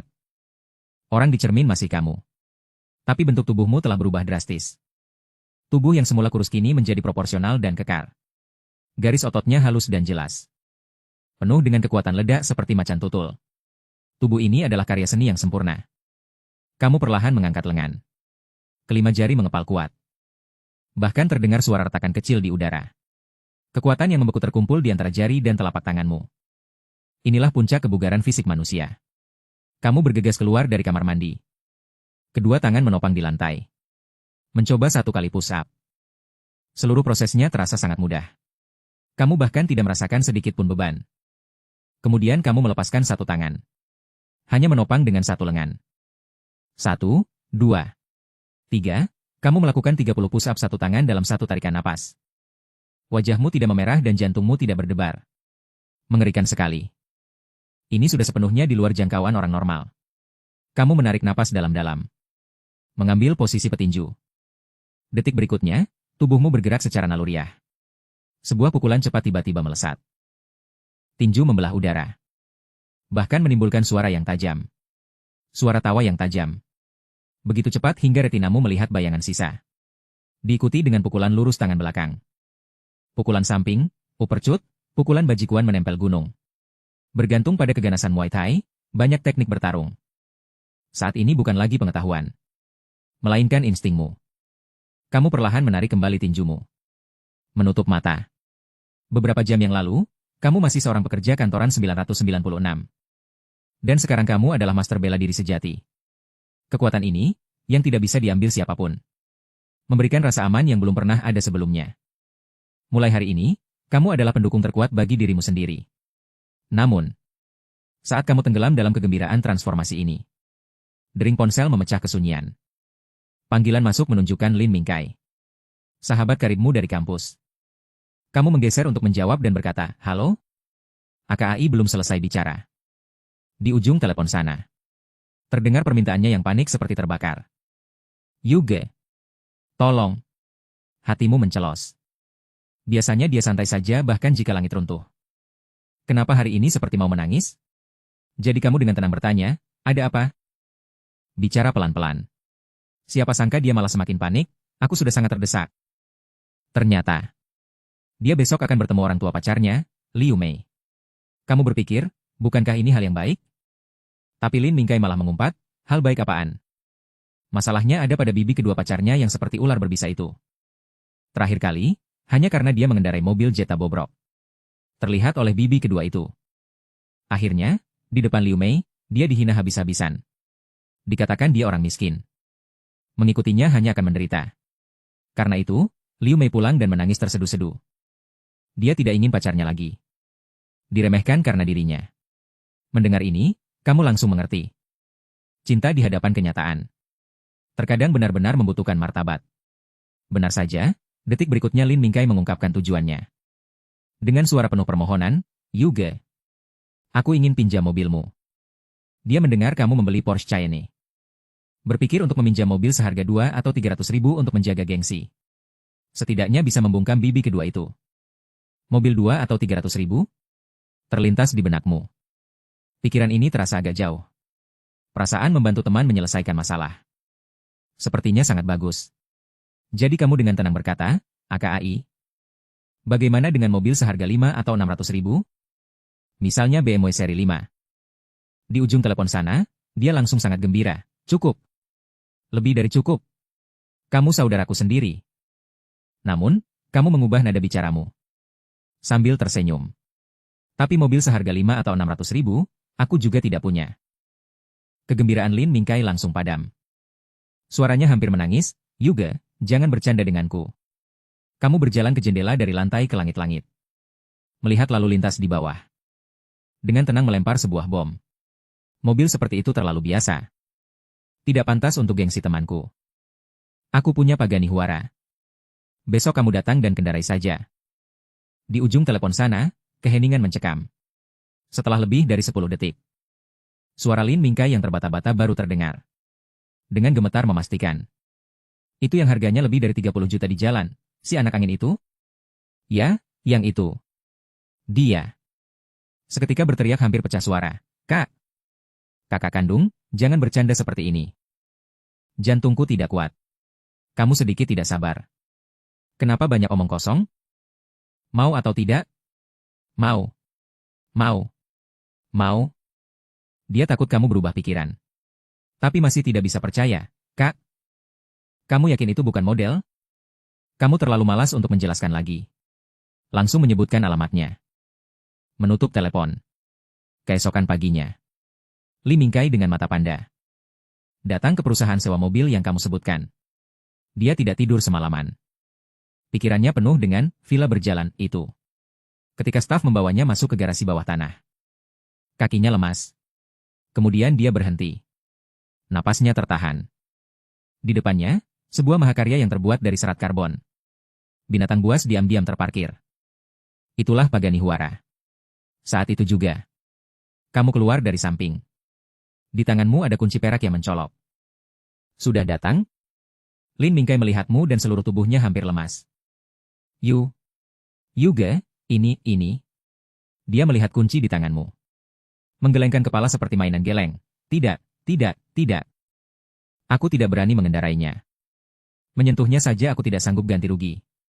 Dia hampir menangis. Awalnya ingin meminjam granat. Tapi kamu langsung memberinya nuklir. Melihatnya yang tidak punya nyali. Langsung menyodorkan kunci ke tangannya. Lalu menahan tangannya yang gemetar. Dengan setiap kata, kamu menancapkan ke dalam hatinya, kita teman. Kendarai saja untuk bersenang-senang, jangan merasa tertekan. Tergores, tertabrak, bahkan rusak pun tanggung jawabku. Kamu tidak perlu ganti rugi. Setelah kata-kata itu diucapkan, Li Mingkai seketika membeku. Kejutan dan keharuan yang luar biasa meruntuhkan semua pertahanannya. Dia, seorang pria besar setinggi 180 cm. Matanya langsung memerah. Terisak-isak menggenggam erat kunci yang terasa membara itu. Kamu menepuk bahunya, pergilah. Biarkan bibi keduamu itu melihat sendiri. Detik berikutnya. Lin Mingkai membuka pintu guluing dan masuk ke kokpit. Bersamaan dengan menekan tombol start, raungan. Binatang buas yang tertidur seketika terbangun. Raungan seperti neraka menggema di seluruh garasi. Dia menggenggam erat kemudi. Mobil super senilai 30 juta itu perlahan bergerak menuju pintu keluar. Kompleks Jinhu, Jiangcheng. Hari ini adalah acara kumpul keluarga Liu Mei, pacar Lin Mingkai. Tapi tak disangka bibi keduanya, Manajer Chen, malah menyerang di depan umum. Xiao Mei, bukannya aku mau bilang apa-apa ya? Pacarmu Lin Mingkai itu? Apa mobil akcor bobroknya mogok di tengah jalan? Pipi Liu Mei menggembung, itu Jetta. Oh, benar. Bibi kedua menepuk keningnya dengan berlebihan, Jetta. Mobil itu pasti sudah 10 tahun, kan? Apa tidak malu mengendarainya? Kemudian, dia mengayunkan gelang giok berkilauan di pergelangan tangannya. Memamerkan putranya. Anakku baru saja membeli BMW seri 5. Harganya sekitar 700.000 yuan. Sekarang dia adalah kepala departemen. Dengan gaji tahunan lebih dari 300.000 yuan, dia tiba-tiba mengubah topik. Dan langsung menyerang Lin Mingkai. Lin Mingkai ini tidak punya rumah. Tidak punya mobil. Apa yang kau cari darinya? Bukan, dia bisa bicara manis. Dengarkan bibi kedua, cepat putus dengannya. Sepupu di samping juga ikut-ikutan dengan nada sinis, Bu. Setiap orang punya ambisi masing-masing, kan? Mungkin sepupu kita suka berjuang bersama. Satu kalimat itu membuat mata Liu Mei langsung memerah. Air mata kesedihan berputar-putar di matanya. Tepat pada saat ketegangan ini. Terdengar suara rendah namun sangat. Menembus dari luar jendela. Suara itu seperti raungan binatang purba raksasa. Lampu kristal di ruang tamu bergetar. Permukaan air di cangkir teh beriak melingkar. Mobil rusak apa yang dimodifikasi? Dan membuat keributan di kawasan villa? Kualitasnya terganggu. Bibi kedua yang sedang pamer itu sangat kesal dan melihat keluar jendela. Namun, di bawah tatapan semua orang, sebuah bayangan biru berkilauan perlahan masuk ke pandangan. Itu adalah binatang buas biru yang penuh dengan agresivitas. Garis bodi mobilnya sangat mulus. Membawa aura penguasa dunia. Melewati Mercedes-Benz S-Class milik tetangga. Dan juga melewati BMW seri 5 baru milik sepupu. Lalu, di bawah tatapan terpaku semua orang. Binatang buas biru ini berhenti dengan sangat tepat di depan villa keluarga Liu Mei. Sepupu yang mengendarai BMW itu saat ini menempel erat di jendela. Seluruh tubuhnya gemetar. Pagani, suaranya bergetar seperti sedang berziarah. Pagani? Apa itu? Bibi kedua mengerutkan kening. Apa itu lebih mahal dari BMW Mu? Sepupu menoleh. Dan menatap ibunya dengan ekspresi seperti melihat alien. Dia mengulurkan 3 jari yang gemetar hebat karena kegembiraan. Harga mobil ini setidaknya 30 juta yuan. Angka 30 juta yuan itu seperti bom besar yang meledak di ruang tamu. Bibi kedua langsung membeku. Mulutnya terbuka lebar sampai bisa dimasuki sebutir telur. Di tengah kesunyian ini, pintu mobil binatang buas biru itu terbuka ke atas tanpa suara. Seorang pria muda mengenakan pakaian kasual keluar dari kursi pengemudi. Dia bukan konglomerat kaya raya. Juga bukan anak orang kaya yang sombong. Dia adalah Lin Mingkai. Udara membeku. Ekspresi di wajah bibi kedua berubah dari kaku menjadi terkejut. Lalu tidak percaya. Dan akhirnya menjadi ketakutan seperti melihat hantu. Bagaimana bisa dia? Si anak miskin yang mengendarai Jetta bobrok selama 10 tahun itu. Liu Mei adalah yang pertama bereaksi. Dia menjerit kegirangan. Berlari menuruni tangga seperti rusa kecil dan memeluk Lin Mingkai. Detik berikutnya, sebuah teriakan berlebihan memecah kebuntuan, itu Mingkai. Bibi kedua menepuk perutnya yang besar. Dia memaksakan senyum menawan yang cerah di wajahnya. Dengan langkah cepat, dia bergegas ke tangga. Aduh! Kenapa anak ini datang tidak memberitahu sebelumnya? Cepat naik, di luar panas sekali. Begitu Lin Mingkai naik, dia segera mendorongnya ke kursi utama. Cepat duduk, cepat duduk. Kakak ipar, cepat ganti teh terbaik untuk Mingkai. Di meja makan, bibi kedua berubah menjadi pelayan. Terus-menerus menambahkan lauk untuk Lin Mingkai. Mingkai, apakah kamu sekarang berbisnis sendiri? Hebat sekali. Tidak seperti anak kami itu. Hanya tahu gaji bulanan, tidak ada masa depan. Putranya sendiri yang tersindir hanya menunduk makan di samping. Dia tidak berani mengeluarkan suara. Setelah makan, keluarga bibi kedua pergi dengan malu-malu. Liu Mei memeluk Lin Mingkai, tertawa dan menggoda. Hahaha. Kamu lihat ekspresi bibi keduaku tadi? Sangat memuaskan. Setelah cukup bercanda, dia baru bertanya serius kepada Mingkai, mobil ini milik siapa? Lin Mingkai mengaku, ini dipinjamkan oleh temanku. Saudaraku yang baik, Jiang Yu. Kita harus berterima kasih banyak padanya. Mata Liu Mei berbinar. Tiba-tiba dia bertepuk tangan, benar. Aku punya ide bagus. Dia mendekat dengan misterius. Sahabat terbaikku, Zhang Mengting. Yang pernah kamu lihat, yang sangat cantik itu. Dia masih lajang sekarang. Temanmu sangat baik. Orangnya pasti juga baik. Bagaimana kalau kita kenalkan Mengting padanya?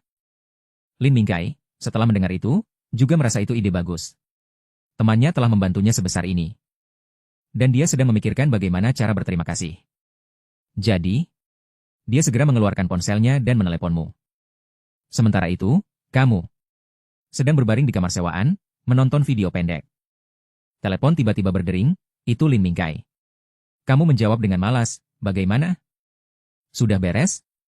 Dari ujung telepon, terdengar suara dia yang sangat bersemangat. Sudah beres, Kak?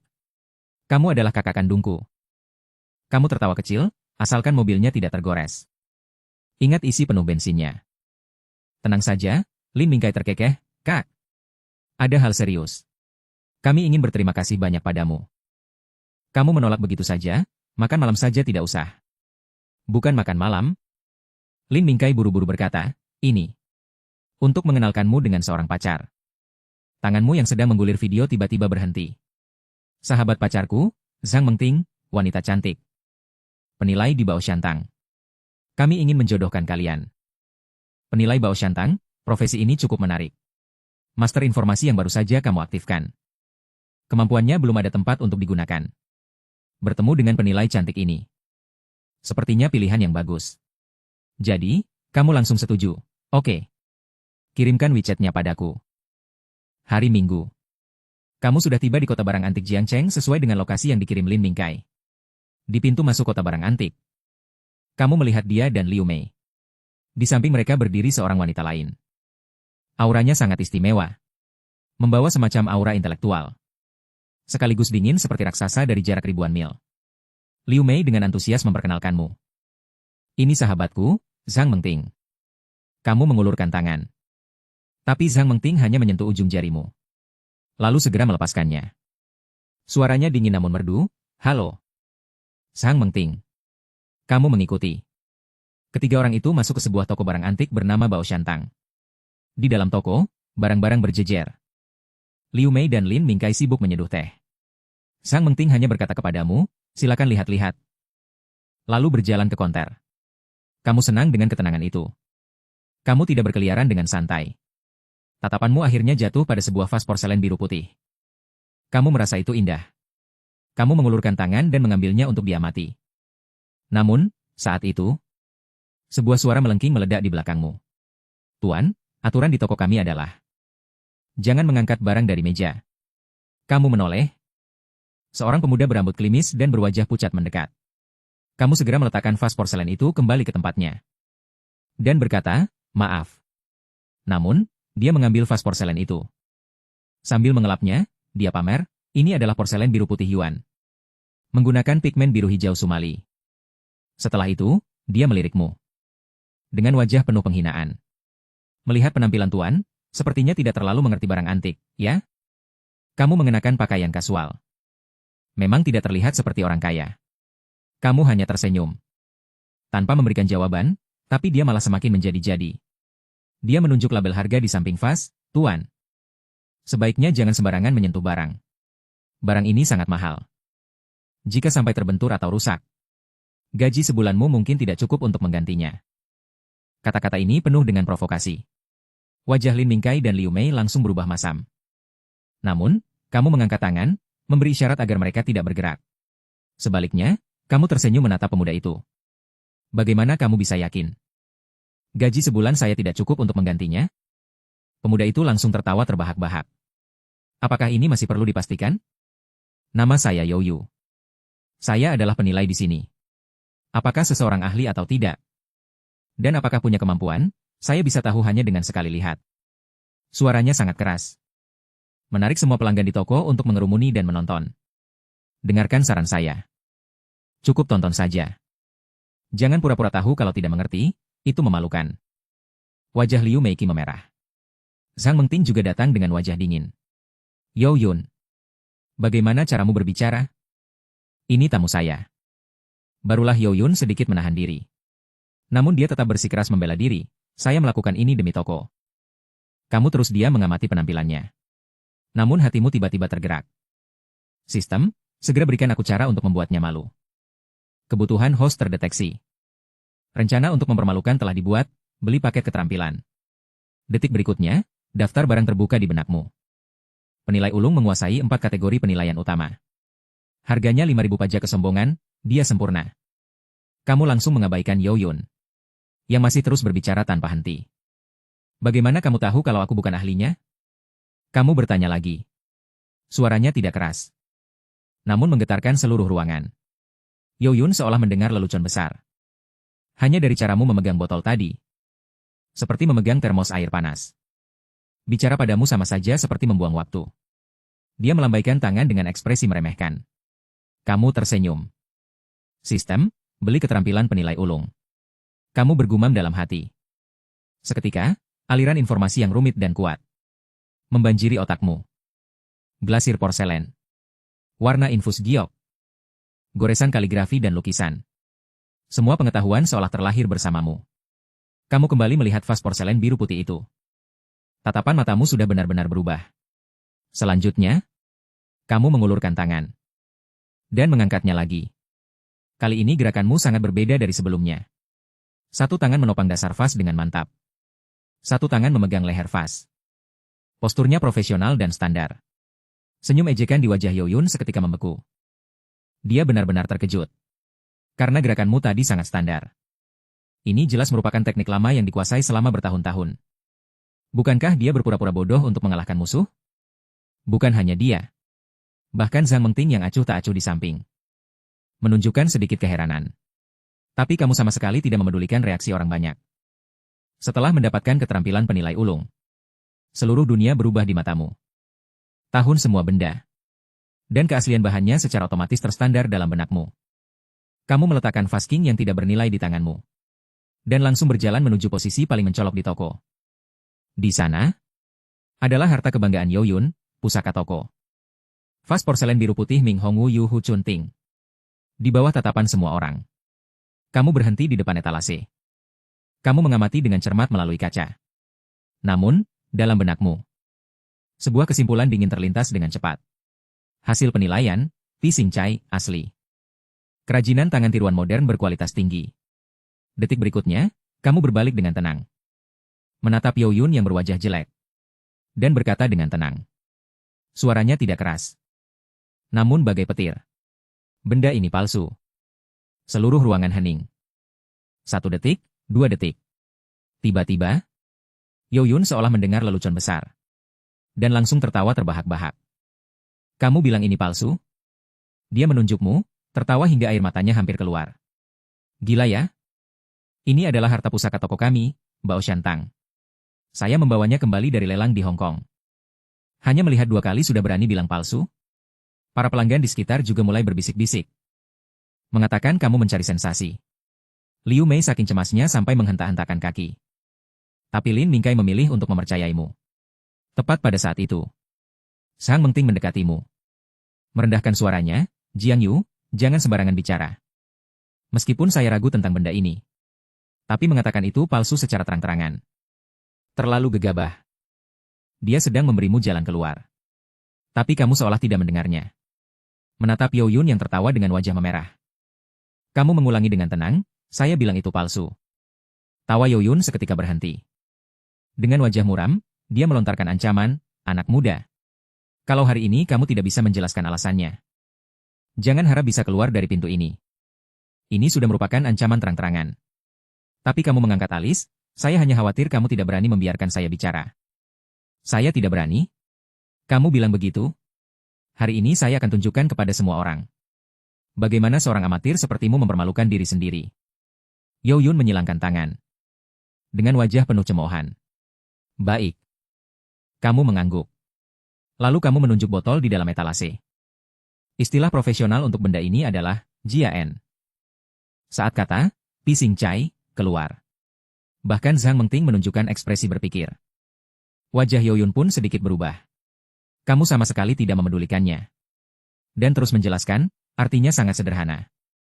Bagian dasarnya memang tua. Tapi motif dan bahan di atasnya ditambahkan oleh orang modern. Sederhananya, ini adalah botol tua dari dinasti Ming yang dilukis ulang. Dibuat terlihat tua untuk meniru barang asli. Begitu ucapan ini keluar, seluruh ruangan gempar. Wajah Yoyun langsung memerah seperti hati babi. Omong kosong, teriaknya. Bukti apa yang kamu punya? Bukti? Kamu tersenyum. Buktinya ada pada botol ini sendiri. Cahaya karbon. Kilau barang antik asli itu lembut dan tidak mencolok. Seolah tenggelam. Sedangkan benda ini, cahayanya sangat terang dan menyilaukan. Ini adalah cahaya pencuri yang mengambang di permukaan. Ciri khas dari proses penuaan dengan asam. Kamu berhenti sejenak. Lalu melontarkan poin kedua. Kedua, lihat warna biru putihnya. Warna biru putih Hongwu cenderung gelap. Tapi yang ini terlalu mencolok. Ini jelas pewarna kimia modern. Kamu bohong. Yoyun mulai panik. Kamu sama sekali tidak memedulikannya. Dan melanjutkan, ketiga. Dan yang paling penting, bintik karat. Kamu menunjuk bintik-bintik pada botol. Bintik karat asli menembus ke dalam tulang dasar. Merahnya tembus keluar. Sedangkan pada botol ini, itu hanya dilukis sedikit demi sedikit di bagian bawah. Setiap perkataanmu bagai palu godam yang menghantam keras hati Yoyun. Keringat dingin muncul di dahinya, mulutnya masih berusaha mempertahankan diri. Semua ini hanya teori belaka, kan? Kamu tiba-tiba balik bertanya. Kalau begitu, jelaskan mengapa. Lingkaran dasar artefak penting Hongwu ini memiliki bekas gosokan mesin modern? Dan mengapa otot di dinding bagian dalam botol memiliki bau sisa bahan kimia? Yoyun benar-benar tidak bisa berkata-kata. Dia menganga. Wajahnya berubah dari merah menjadi putih. Lalu dari putih menjadi hijau. Karena rahasia benda yang kamu sebutkan itu. Hanya dia sendiri yang tahu. Anak ini? Bagaimana mungkin dia bisa mengungkap semuanya hanya dengan beberapa pandangan? Siapa sebenarnya dia? Suasana di dalam toko berubah dari ejekan menjadi keheningan yang mematikan. Lin Mingkai dan Liu Mei sudah benar-benar terdiam. Sementara mata dingin Zhang Mengting kini berbinar dengan cahaya yang belum pernah ada sebelumnya. Dia menatap tanpa berkedip. Tepat pada saat itu, terdengar suara langkah kaki yang mantap dari aula belakang. Berisik sekali, apa-apaan ini? Sebuah suara tua namun penuh tenaga terdengar. Semua orang mencari asal suara itu.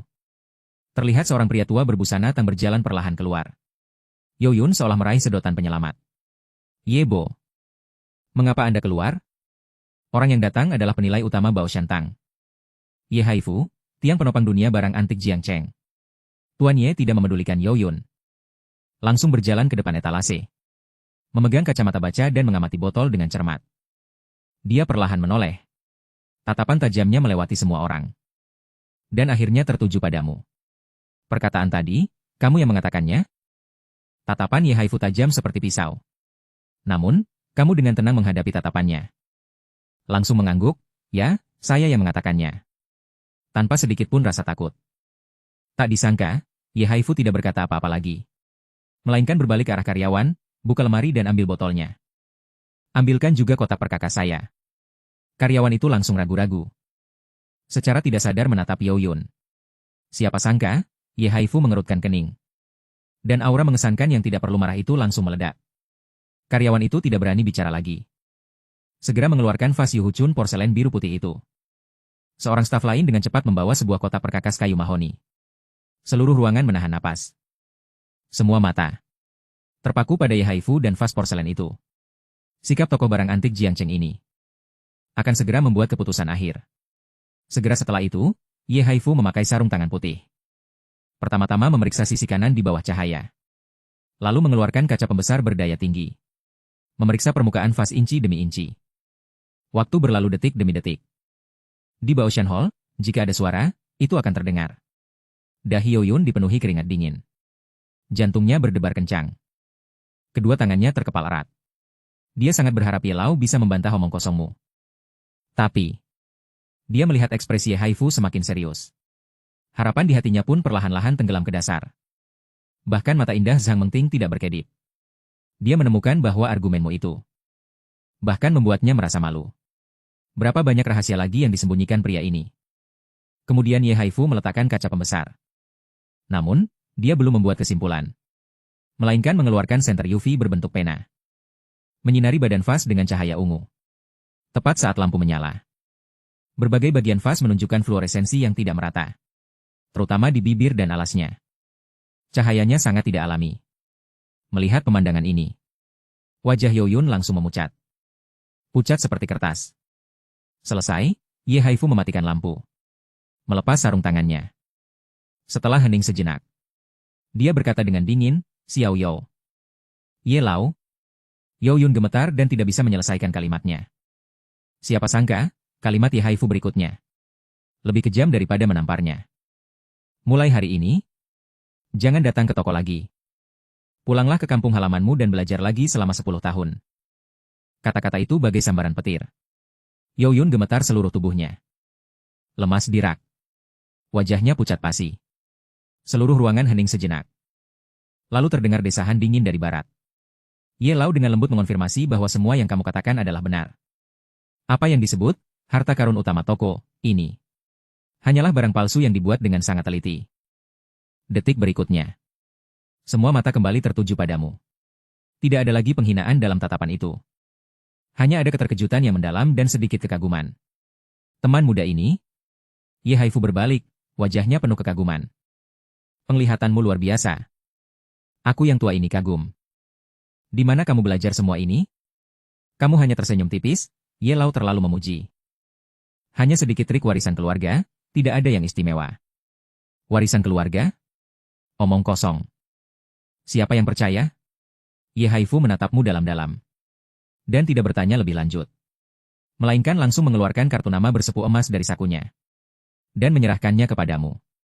Ini kontakku. Jika ada waktu, datanglah ke ruang tehku untuk minum teh dan berdiskusi. Tindakan ini kembali menggemparkan seluruh ruangan. Kartu nama Ye Lao sangat sulit didapatkan. Hari ini dia justru memberikannya sendiri kepada seorang pemuda berusia awal 20-an. Kamu kemudian dengan berani mengeluarkan hasilnya, gelombang kegaduhan pasti mereda. Yo Yun sudah pergi dengan malu. Saat ini, kamu sama sekali tidak memusatkan perhatian pada barang itu. Barang palsu itu. Karena tujuanmu sama sekali bukan untuk melawan pemalsuan. Melainkan sederhana. Penilaian pamungkas adalah aktivasi skill. Seluruh Baoshan Hall di matamu langsung berubah menjadi database informasi. Barang baru, layar giok hijau bergambar tokoh 5 warna kangsi. Identifikasi, ruangan Guangsu. Nilai 80.000. Barang, kuda sancai dinasti Tang. Identifikasi, replika modern berkualitas tinggi. Nilai 1.500. Barang, cangkir Jianwara dinasti Song. Identifikasi, asli. Nilai 220.000. Satu persatu label berkelebat. Tetapi kamu sama sekali tidak tertarik. Hingga pandanganmu melewati semua barang berharga. Akhirnya jatuh pada sudut yang paling tidak mencolok. Di sana, sebuah kotak kayu yang rusak parah. Tergeletak begitu saja di rak paling bawah lemari pajangan. Namun, saat itu juga muncul sebaris informasi di benakmu. Yang berbeda dari yang lain. Barang, kotak kayu cendana abad pertengahan baru. Ada lapisan ganda di dalamnya. Identifikasi, lapisan ganda menyimpan benda tak dikenal. Reaksi energi kuat. Penilaian nilai keseluruhan, tidak diketahui. Tidak diketahui. Jantungmu berdetak kencang. Kamu segera berjalan ke sana dengan tenang. Membungkuk dan mengambil kotak kayu rusak itu. Tindakan ini langsung menarik perhatian semua orang lagi. Ye Haifu dan Zhang Mengting menatapmu dengan bingung. Mengapa, dengan begitu banyak barang berharga di ruangan ini, kamu malah tertarik pada kotak kayu rusak ini? Adik, berapa harga ini? Kamu mengangkat kotak kayu itu dan bertanya harganya kepada pelayan. Pelayan itu tertegun sejenak. Membolak-balik buku catatannya. Lalu menjawab dengan ekspresi aneh, Tuan. Ini adalah barang yang mati beberapa tahun lalu. Bos kami menetapkan harganya 135.000. Temanmu, Li Mingkai, langsung menyemburkan seteguk air. Berapa? 135.000 untuk kotak rusak seperti ini? Seluruh ruangan langsung riuh. Semua orang merasa ini seperti perampokan. Bahkan Ye Haifu mengerutkan kening. Dan dengan ramah mengingatkan, Xiao Yong, ini hanya kayu cendana biasa. Rusak parah. Harga 135.000 terlalu tinggi.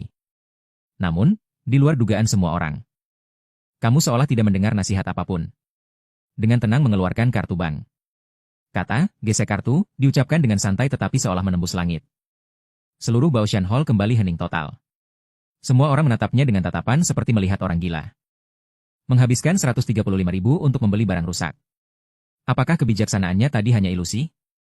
Pembayaran berhasil. Kamu mengambil kembali kartumu. Memegang kotak kayu rusak itu di tanganmu. Di tengah tatapan bingung, menyesal, dan mengejek semua orang. Kamu tiba-tiba memegang kedua ujung kotak kayu dengan kedua tangan. Otot lenganmu sedikit menegang. Lalu dengan sekuat tenaga. Terdengar suara, krak, yang renyah. Kotak kayu cendana senilai 135.000 itu. Justru kamu patahkan menjadi dua dengan tangan kosong di tempat. Gila, kamu benar-benar gila. Menghabiskan 135.000 untuk membeli kotak kayu rusak. Lalu menghancurkannya sendiri di depan umum. Orang-orang di sekitar mencacimu sebagai anak yang boros. Dan menertawakanmu karena membuang-buang uang. Namun, detik berikutnya, kamu mendengar suara, dong, yang nyaring. Sebuah gulungan yang terbungkus rapat dengan kain minyak. Justru keluar dari lapisan ganda kotak kayu itu. Baoshan Hall yang tadinya ramai seketika hening. Mulut semua orang ternganga berbentuk, oh. Menatap tajam benda di lantai itu. Lapisan ganda. Kotak kayu rusak ini benar-benar memiliki lapisan ganda. Mungkinkah ini yang asli? Tepat saat itu. Tubuh Ye Lau tiba-tiba bergetar. Bola matanya yang keruh memancarkan cahaya keemasan. Dia melesat maju. Dan membentak pelayan dengan suara rendah, jangan bergerak. Suaranya penuh wibawa. Dan sedikit getaran yang sulit ditahan. Lapisan kain lembut, Ye Lau. Napasnya memburu. Dia berjongkok dan memeriksa bungkusan kain minyak itu dengan sangat cermat. Sama sekali tidak berani menyentuhnya dengan tangan. Sementara kamu hanya berdiri tenang di samping. Karena semua ini sudah kamu duga. Kamu tahu dengan jelas bahwa sumber energi itu adalah gulungan ini. Cepat, bawa alatnya. Ye Lau memakai sarung tangan putih. Dengan hati-hati membuka tali rami dengan pinset. Dan mengikis segel lilin di penutupnya. Setiap gerakannya penuh ritual. Lambat dan fokus. Seluruh ruangan. Begitu hening hingga jarum jatuh pun bisa terdengar. Jantung semua orang berdebar kencang. Rahasia apa yang tersembunyi di dalam kotak rusak senilai 135.000 itu? Akhirnya, kain minyak itu terbuka sepenuhnya. Yang terlihat di dalamnya adalah sebuah gulungan yang terbungkus kain berwarna kuning tua. Ujung gulungan itu ternyata terbuat dari gading berwarna kekuningan. Melihat ini, tangan Ye Lau kembali gemetar. Jika bahan seperti ini digunakan untuk membuat ujung gulungan, pasti bukan barang palsu. Dia menarik napas dalam-dalam. Lalu dengan pinset dan bilah bambu, Sedikit demi sedikit. Dia membuka gulungan lukisan itu perlahan. Sebuah lukisan pemandangan tinta muncul di hadapan semua orang. Gaya kuasnya kuat dan bertenaga. Bebas dan berani. Penuh dengan dampak visual yang kuat. Pada saat itu, Tuan Ye hanya melihat sekilas. Seluruh tubuhnya seperti disambar petir. Napasnya terhenti. Dia gemetar saat mengambil kaca pembesar dengan perbesaran tinggi. Mendekatkannya ke sudut kanan bawah gulungan lukisan. Di sana ada 2 stempel kecil. Namun Wenjing. Tuan Ye bergumam dengan susah payah. Gemetaran tubuhnya semakin hebat. Setelah 5 menit penuh. Barulah dia perlahan mengangkat kepalanya. Wajah tuannya memerah karena sangat gembira. Dia memandang sekeliling ruangan. Dengan nada yang hampir seperti raungan. Dengan jelas menyatakan bahwa itu adalah karya asli. Ini adalah pendiri aliran lukisan dinasti Ming ini. Karya asli pelukis istana Dai Jing. Lukisan pemandangan salju, snowy landscape painting, boom. Seketika menimbulkan gelombang kejut yang besar. Seluruh Baoshan Hall langsung meledak dalam kegembiraan. Benarkah? Dai Jing? Yang bahkan di museum pun jarang ditemukan karya aslinya. Dai Jing? Tuan Ye sendiri yang mengatakannya, pasti tidak salah. Ekspresi semua orang yang melihatmu tidak lagi tenang. Melainkan fanatisme seperti menyaksikan keajaiban. Seorang pria parubaya yang ahli bertanya dengan gemetar. Tuan Ye, berapa harga lukisan ini? Tuan Ye melambaikan tangannya dengan gembira. Air liurnya muncrat, berapa harganya? Karya Dai Jing tak ternilai harganya. Pada tahun 2014, salah satu lukisan pemandangannya terjual lebih dari 60 juta. Dia menarik napas. Memberikan angka yang membuat seluruh ruangan terkejut. Estimasi konservatif. Nilai pasarnya setidaknya di atas 30 juta. 30 juta? 4 isak tangis yang seragam bergema di seluruh aula. 135.000 seketika menjadi 30 juta. Berlipat lebih dari 200 kali. Lin Minkai dan Liu Mei benar-benar terkejut. Merasa pandangan dunia mereka terbalik. Sementara mata indah Zhang Mengting yang dingin. Kini telah dipenuhi dengan cahaya tak terlukiskan. Dia tidak melihat lukisan berharga yang memikat itu. Seluruh perhatiannya terkunci erat padamu yang dari awal hingga akhir. Selalu terlihat tenang dan santai. Semua rasa penasaran sebelumnya. Kekaguman telah sepenuhnya berkembang dan meningkat. Zhang Mengting memegang pipinya yang memanas. Hatinya benar-benar terpikat. Sementara kamu melihat semua keterkejutan, kecemburuan, dan kekaguman dari semua orang. Ada perasaan puas di hatimu. Tepat pada saat ini. Tuan Ye dengan kedua tangannya memegang gulungan lukisan. Dengan hormat menyerahkannya kepadamu. Sikapnya benar-benar penuh rasa hormat. Tuan Jiang, harta nasional ini kembali terlihat oleh tangan yang terampil. Saya yang tua ini sangat kagum. Namun kamu hanya tersenyum tipis. Dan tidak mengambilnya. Tuan Ye terlalu berlebihan. Lukisan ini biarlah disimpan sementara di tempat Anda. Begitu kata-kata ini keluar. Semua orang kembali tertegun. Hati dan kemurahan hati ini membuat Tuan Ye semakin terharu hingga matanya memerah. Tak lama kemudian, Zhang Mengting datang mendekat. Wajahnya yang cantik dihiasi rona merah yang menawan. Dia menarik napas dalam-dalam. Dengan ekspresi serius yang belum pernah ada sebelumnya. Mengundangmu, Jiang Yu.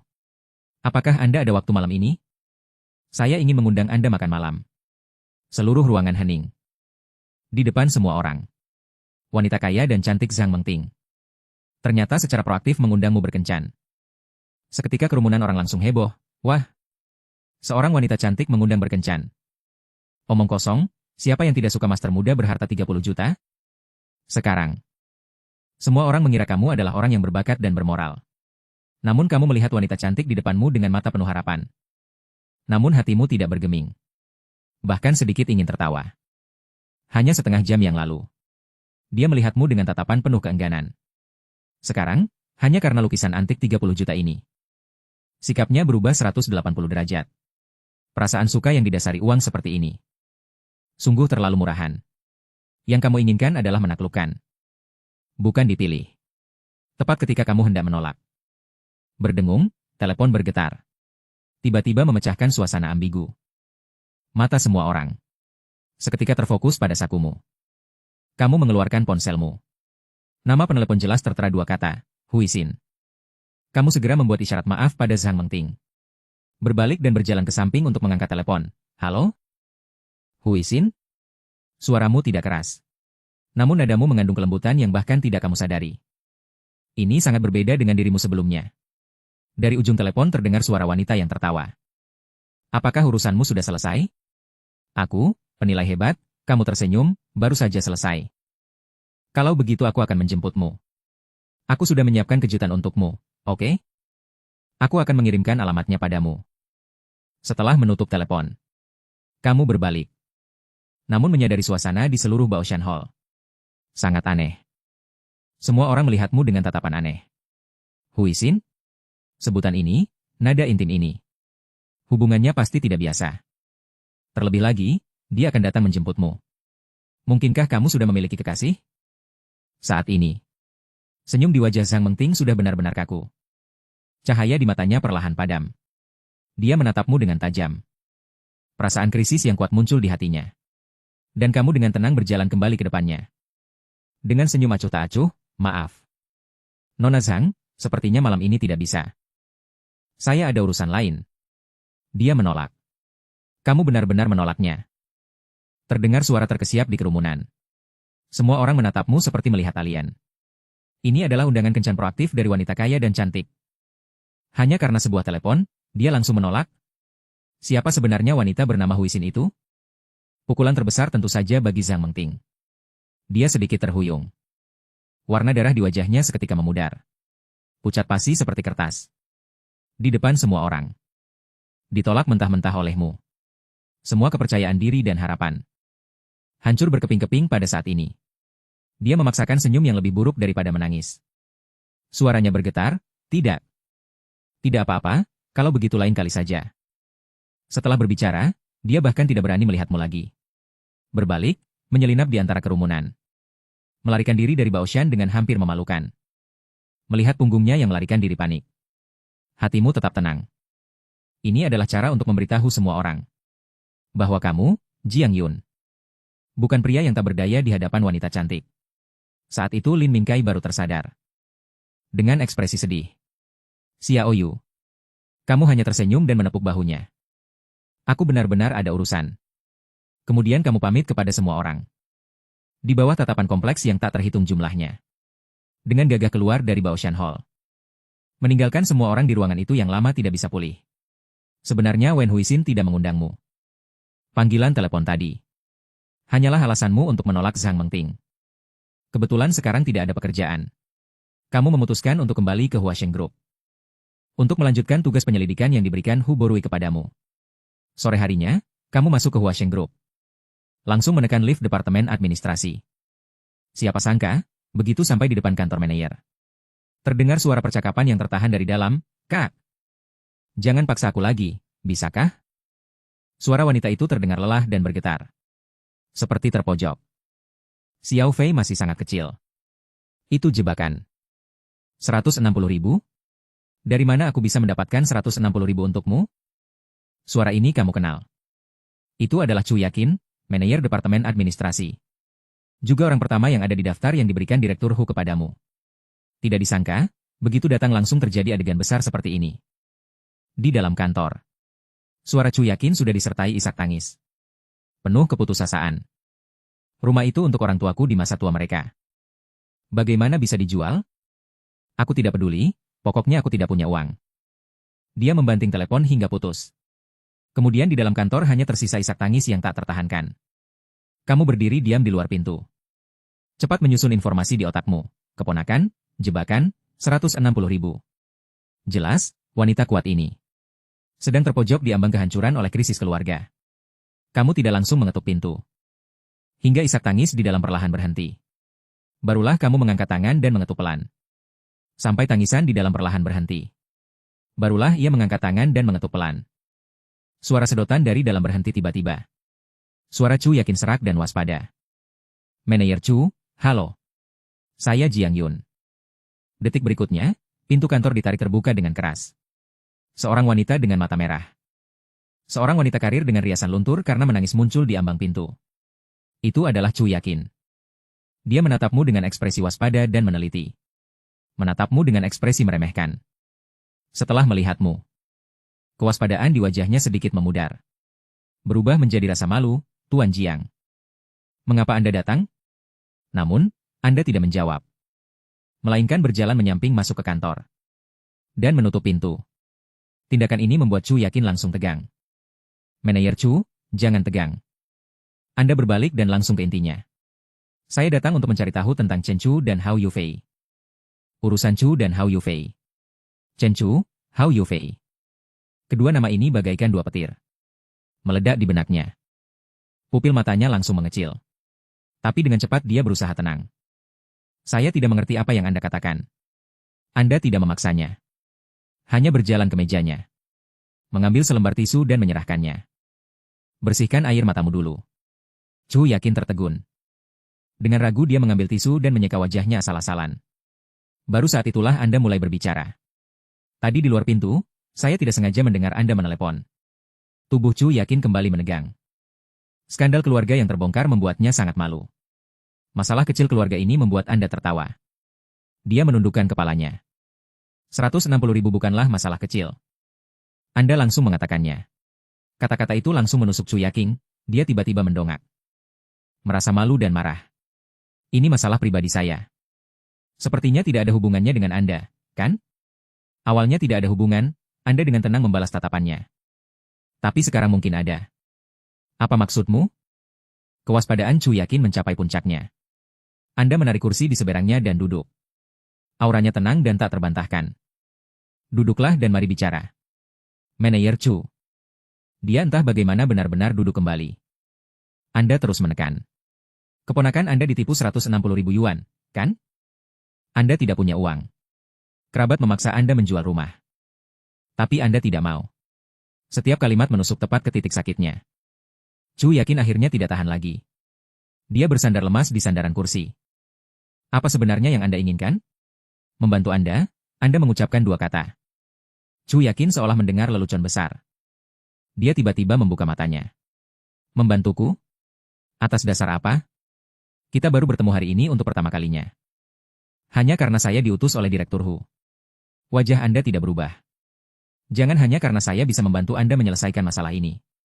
Tentu saja Anda bukan orang yang terlalu baik. Tepat saat menyerahkan tisu tadi. Ujung jari Anda menyentuh punggung tangannya. Skill master informasi langsung aktif. Rahasianya jelas terpampang di benak Anda. Dia tidak hanya pernah melihat perselingkuhan Chen Chu dan Hao Yufei. Yang lebih penting adalah, dia juga pernah melihat Hao Yufei menyerahkan sebuah dokumen kepada Chen Chu. Informasi ini sangat berharga. Dan saat ini, wanita yang memegang informasi penting ini hampir ambruk hanya karena 160.000 yuan. Ini benar-benar kesempatan yang datang begitu saja. Menyelesaikan masalah saya. Chu yakin penuh keraguan. Itu adalah jebakan dari seorang pengusaha licik bernama Tang Dongseng. Keponakan saya memecahkan vas antik. Dan kami harus membayar 160.000 yuan. Bahkan melapor polisi pun tidak. Tang Dongseng. Anda menggumamkan nama itu, merasa sedikit familiar. Chu yakin semakin emosional saat berbicara. Air mata kembali membanjiri matanya. Kami sama sekali tidak punya uang. Tapi Xiao Fei masih di tangan mereka. Orang itu ditahan, ekspresi Anda menjadi serius. Tang Dongseng berkata, entah membawa uang atau menyelamatkan, dia tersedak dan tidak bisa melanjutkan. Cukup. Jangan menangis, Anda tiba-tiba berdiri, saya akan menangani masalah ini untuk Anda. Reaksi tenang Anda membuatnya benar-benar tertegun. Bagaimana Anda menanganinya? Dia mendongak, melihat orang yang tenggelam. Menarik jerami terakhir. Anda mengeluarkan ponsel Anda. Senyum yang menunjukkan segalanya terkendali kembali ke wajah Anda. Orang bijak punya caranya sendiri. Berikan saya nomor telepon dan alamat Tang Dongseng itu. Sebentar lagi. Keponakan Anda akan kembali kepada Anda dalam keadaan utuh. Kata-kata Anda membawa semacam sihir yang membahagiakan. Otak Chu yakin kosong. Secara tidak sadar dia menyebutkan serangkaian nomor dan alamat. Anda mencatat informasi itu dan langsung pergi. Tanpa basa-basi. Hingga pintu kantor tertutup. Chu yakin baru tersadar. Dia sudah pergi? Siapa sebenarnya dia? Bisakah dia benar-benar menyelesaikannya? Entah mengapa. Melihat punggung Anda yang pergi. Batu di hatinya yang terbebani oleh 160.000 yuan. Hingga sulit bernapas. Ternyata benar-benar terlepas.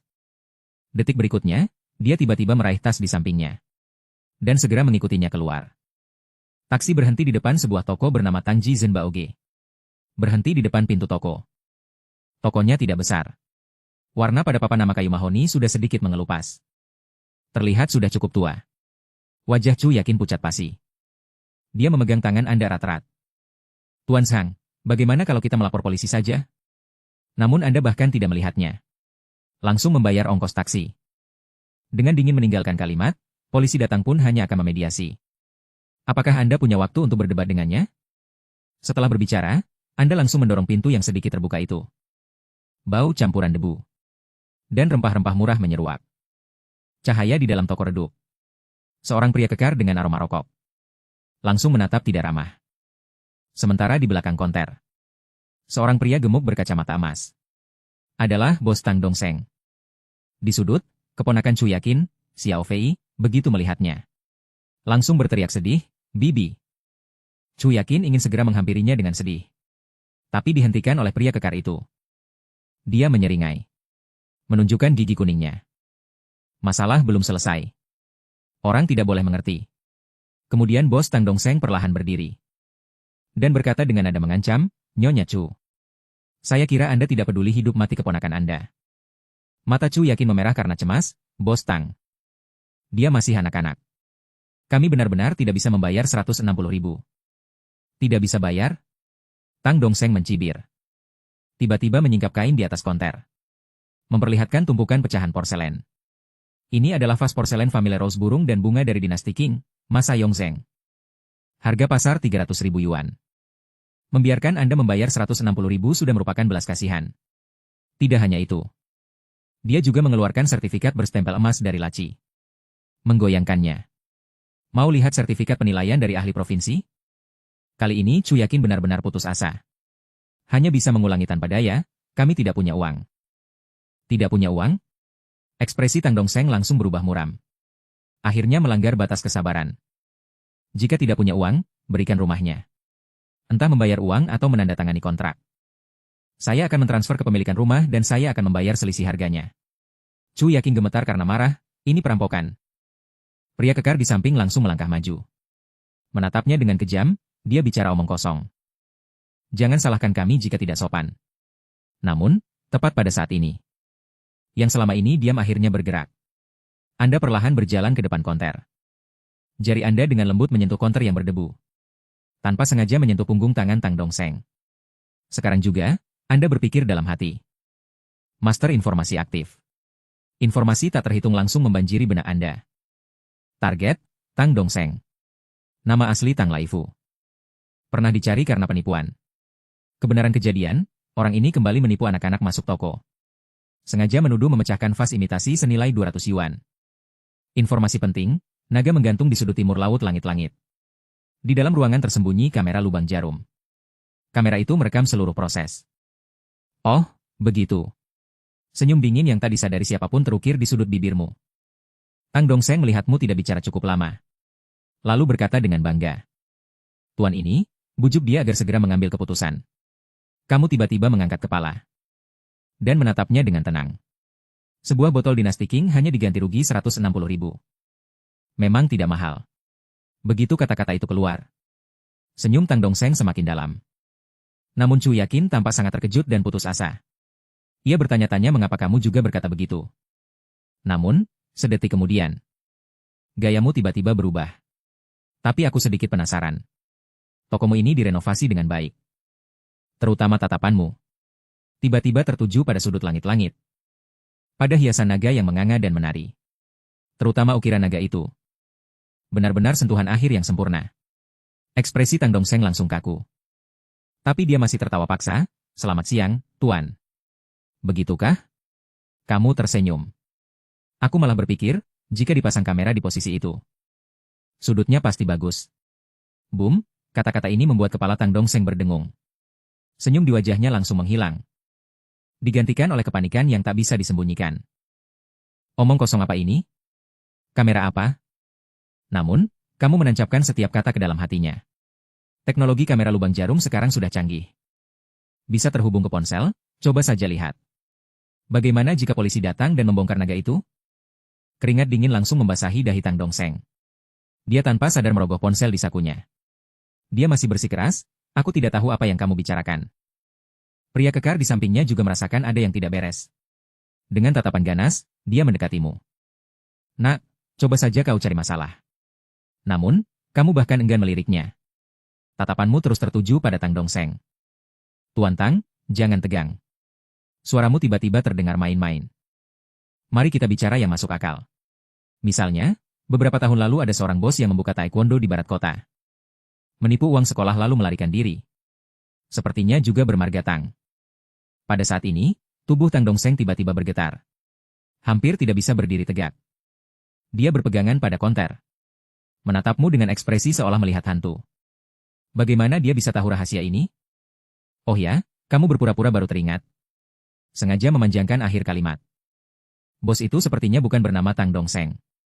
Dia bernama Tang Laifu. Siapa sebenarnya kamu? Tang Dongseng akhirnya ambruk.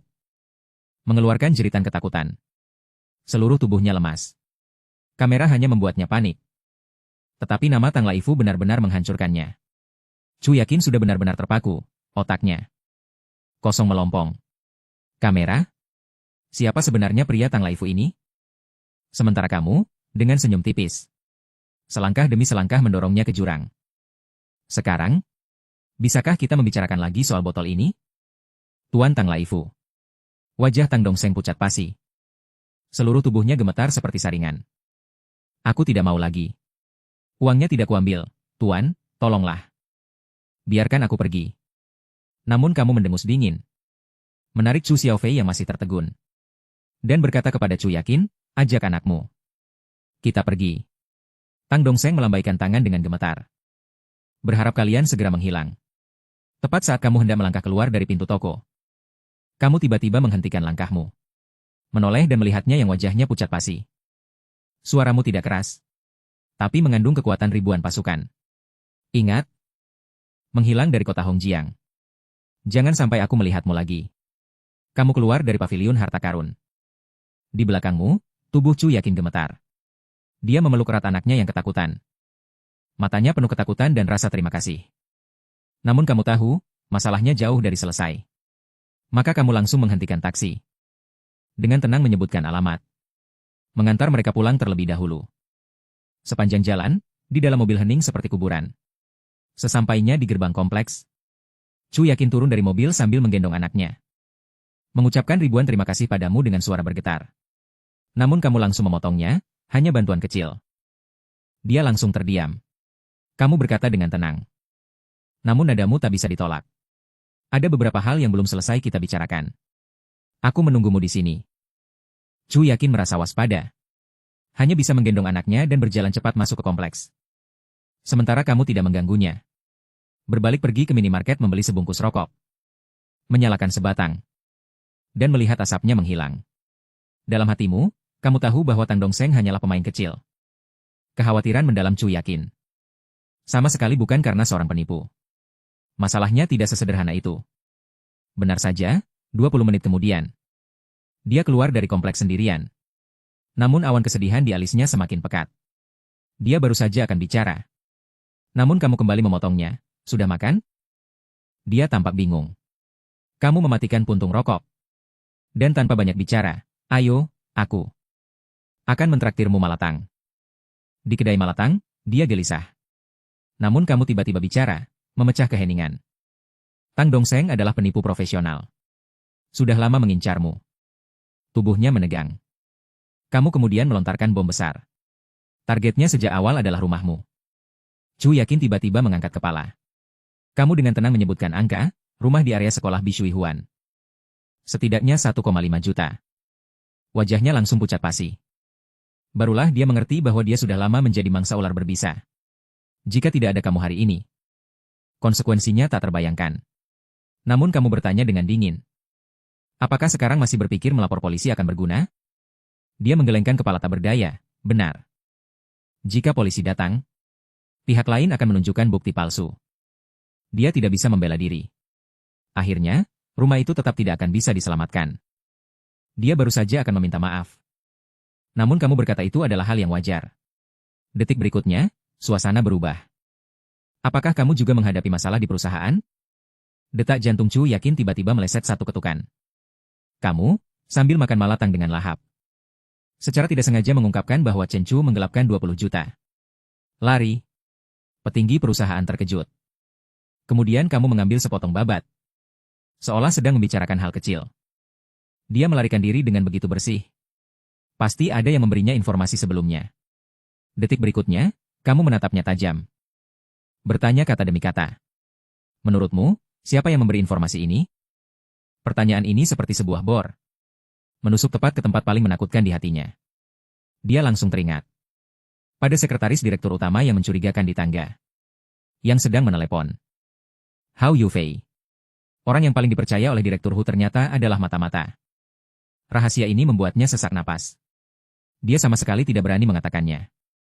Dia dengan susah payah mengeluarkan beberapa kata, aku tidak tahu. Begitukah? Kamu langsung meletakkan sumpit, Chu yakin. Kamu pikir jika kamu tidak bicara, masalah tidak akan menghampirimu? Penggelapan 20 juta oleh Chen Chu adalah kasus pidana. Hao Yufei yang membocorkan informasi adalah kaki tangan. Sementara kamu, tahu tapi tidak melaporkan. Setiap kata-katamu seperti palu yang menghancurkan harapannya. Tim investigasi akan segera mengetahuinya. Apa menurutmu Hao Yufei akan melindungimu? Dia hanya akan menyerangmu balik dan mengatakan kamu memfitnahnya. Saat itu, kamu akan kehilangan pekerjaan. Reputasimu hancur. Bahkan mungkin menjadi kaki tangan. Akibat mengerikan yang kamu gambarkan membuat tubuhnya gemetar hebat. Wajahnya pucat pasi seperti kertas. Dia benar-benar ambruk. Bertanya dengan suara terisak dan tak berdaya, apa yang harus kulakukan? Kamu menatap matanya. Hanya mengucapkan 5 kata, percayalah padaku. Aku bisa menyelesaikannya. Kalimat sederhana ini langsung menghancurkan pertahanan psikologis terakhirnya. Air mata mengalir deras. Dia akhirnya, dengan terbata-bata, menceritakan semua yang dia lihat hari itu. Hao Yufei, bagus. Dalam hatimu, kamu mengerti. Ini adalah orang dalam yang tersembunyi di eselon tertinggi. Akhirnya menunjukkan ekornya. Selanjutnya adalah menjaringnya. Mengantar Chu yakin yang penuh rasa terima kasih. Kamu berdiri sendiri di pinggir jalan. Jalur Hao Yufei ini adalah kunci untuk membongkar seluruh kasus korupsi. Jalur Hao Yufei ini adalah kunci untuk membongkar seluruh kasus korupsi. Cukup dengan memasang jebakan agar Hao Yufei kacau balau. Dia pasti akan menghubungi Shen Song yang bersembunyi. Saat itu, kita akan mengikuti petunjuk untuk menangkap penjahatnya bersama bukti. Mengeluarkan ponsel, siap untuk memulai langkah pertama. Siapa sangka layar tiba-tiba menyala. Nama penelepon yang muncul membuat rasa kendali yang baru saja kamu bangun runtuh seketika. 3 kata, Nona Muda Wen, seolah memiliki kekuatan magis. Seketika menarikmu dari posisi ahli strategi. Kembali menjadi kerabat yang menyebalkan. Kakak sepupu, kamu langsung mengabaikannya. Membiarkan ponsel bergetar. Deringnya baru saja berhenti. Kamu menghela napas lega, bersiap melanjutkan panggilan. Tapi ponsel itu kembali berdering dengan keras kepala. Masih nomor yang sama. Dengan sikap seolah tidak akan berhenti sampai kamu menjawab. Akhirnya kamu menggeser layar untuk menjawab, ada apa? Kata pembukamu dingin dan lugas. Namun di ujung telepon sana, tidak terdengar suara manja yang kamu duga. Sebaliknya, adalah suara tangisan yang menahan ketakutan. Kakak sepupu, Hicks, cepat datang selamatkan aku. Suara Wen Huixin terputus-putus dan penuh kepanikan. Aku seperti sedang diikuti. Ada mobil hitam yang mengikutiku beberapa blok. Jalan. Reaksi pertamamu adalah tidak percaya. Permainan baru apalagi yang dimainkan nona muda ini? Lapor polisi, kamu memberikan solusi terbaik dengan dingin. Tidak. Wen Huixin langsung menolak, aku tidak berani. Aku sangat takut. Kakak sepupu, bukankah kamu bisa kungfu? Cepat datang. Aku ada di depan Hotel Jin di Hui Huang. Hotel Jin di Hui Huang. Hotel bintang 5 teratas di Jiangcheng. Diikuti di tempat seperti ini. Saat kamu ragu, suara di telepon bergetar lebih hebat. Kakak sepupu, mobil mereka berhenti. Hicks, aku tidak berani bergerak. Kamu terdiam. Meskipun 99% kemungkinan gadis ini hanya berakting. Tapi bagaimana jika ada 1% kebenaran? Tetap di tempat, jangan bergerak. Berdirilah di tempat yang ramai. Aku segera sampai. Kamu menutup telepon. Menyetop taksi. Rencana penangkapanmu yang jelas. Benar-benar hancur karena telepon ini. Namun, ketika taksi berhenti di depan Jin di Hui Huang, kamu baru menyadari bahwa kamu berpikir terlalu sederhana. Di depan hotel terhampar karpet merah. Di mana-mana ada bunga dan pita warna-warni. Pria dan wanita berbusana rapi memegang sampanye. Tawa dan percakapan riang. Di layar elektronik terpampang tulisan besar yang bergulir. Selamat ulang tahun Tuan Du Luo Yufeng. Mana ada sedikit pun bahaya di sini? Ini jelas adalah pesta ulang tahun yang mewah. Kamu membayar dan turun dari mobil. Sebuah firasat buruk menyelimuti hatimu. Kamu segera menelepon Wen Huixin, kamu di mana? Kakak sepupu, aku melihatmu. Kakak sepupu, di sini. Kamu menoleh mengikuti suara itu. Terlihat Wen Huixin berdiri di pintu masuk ruang perjamuan. Melambaikan tangan padamu dengan penuh semangat. Dia mengenakan gaun haute couture. Riasan wajahnya sempurna. Wajahnya berseri-seri. Sama sekali tidak ada jejak kepanikan atau ketakutan seperti tadi. Kamu berjalan mendekat tanpa ekspresi. Wen Huixin menyambutmu seperti kupu-kupu yang berterbangan. Dengan mudah memegang lenganmu, kakak sepupu. Kamu datang. Aku tahu kamu yang terbaik. Kamu berhenti. Menarik lenganmu dengan cepat. Mana mobil yang mengikutimu? Mana orangnya? Suaramu tenang, tapi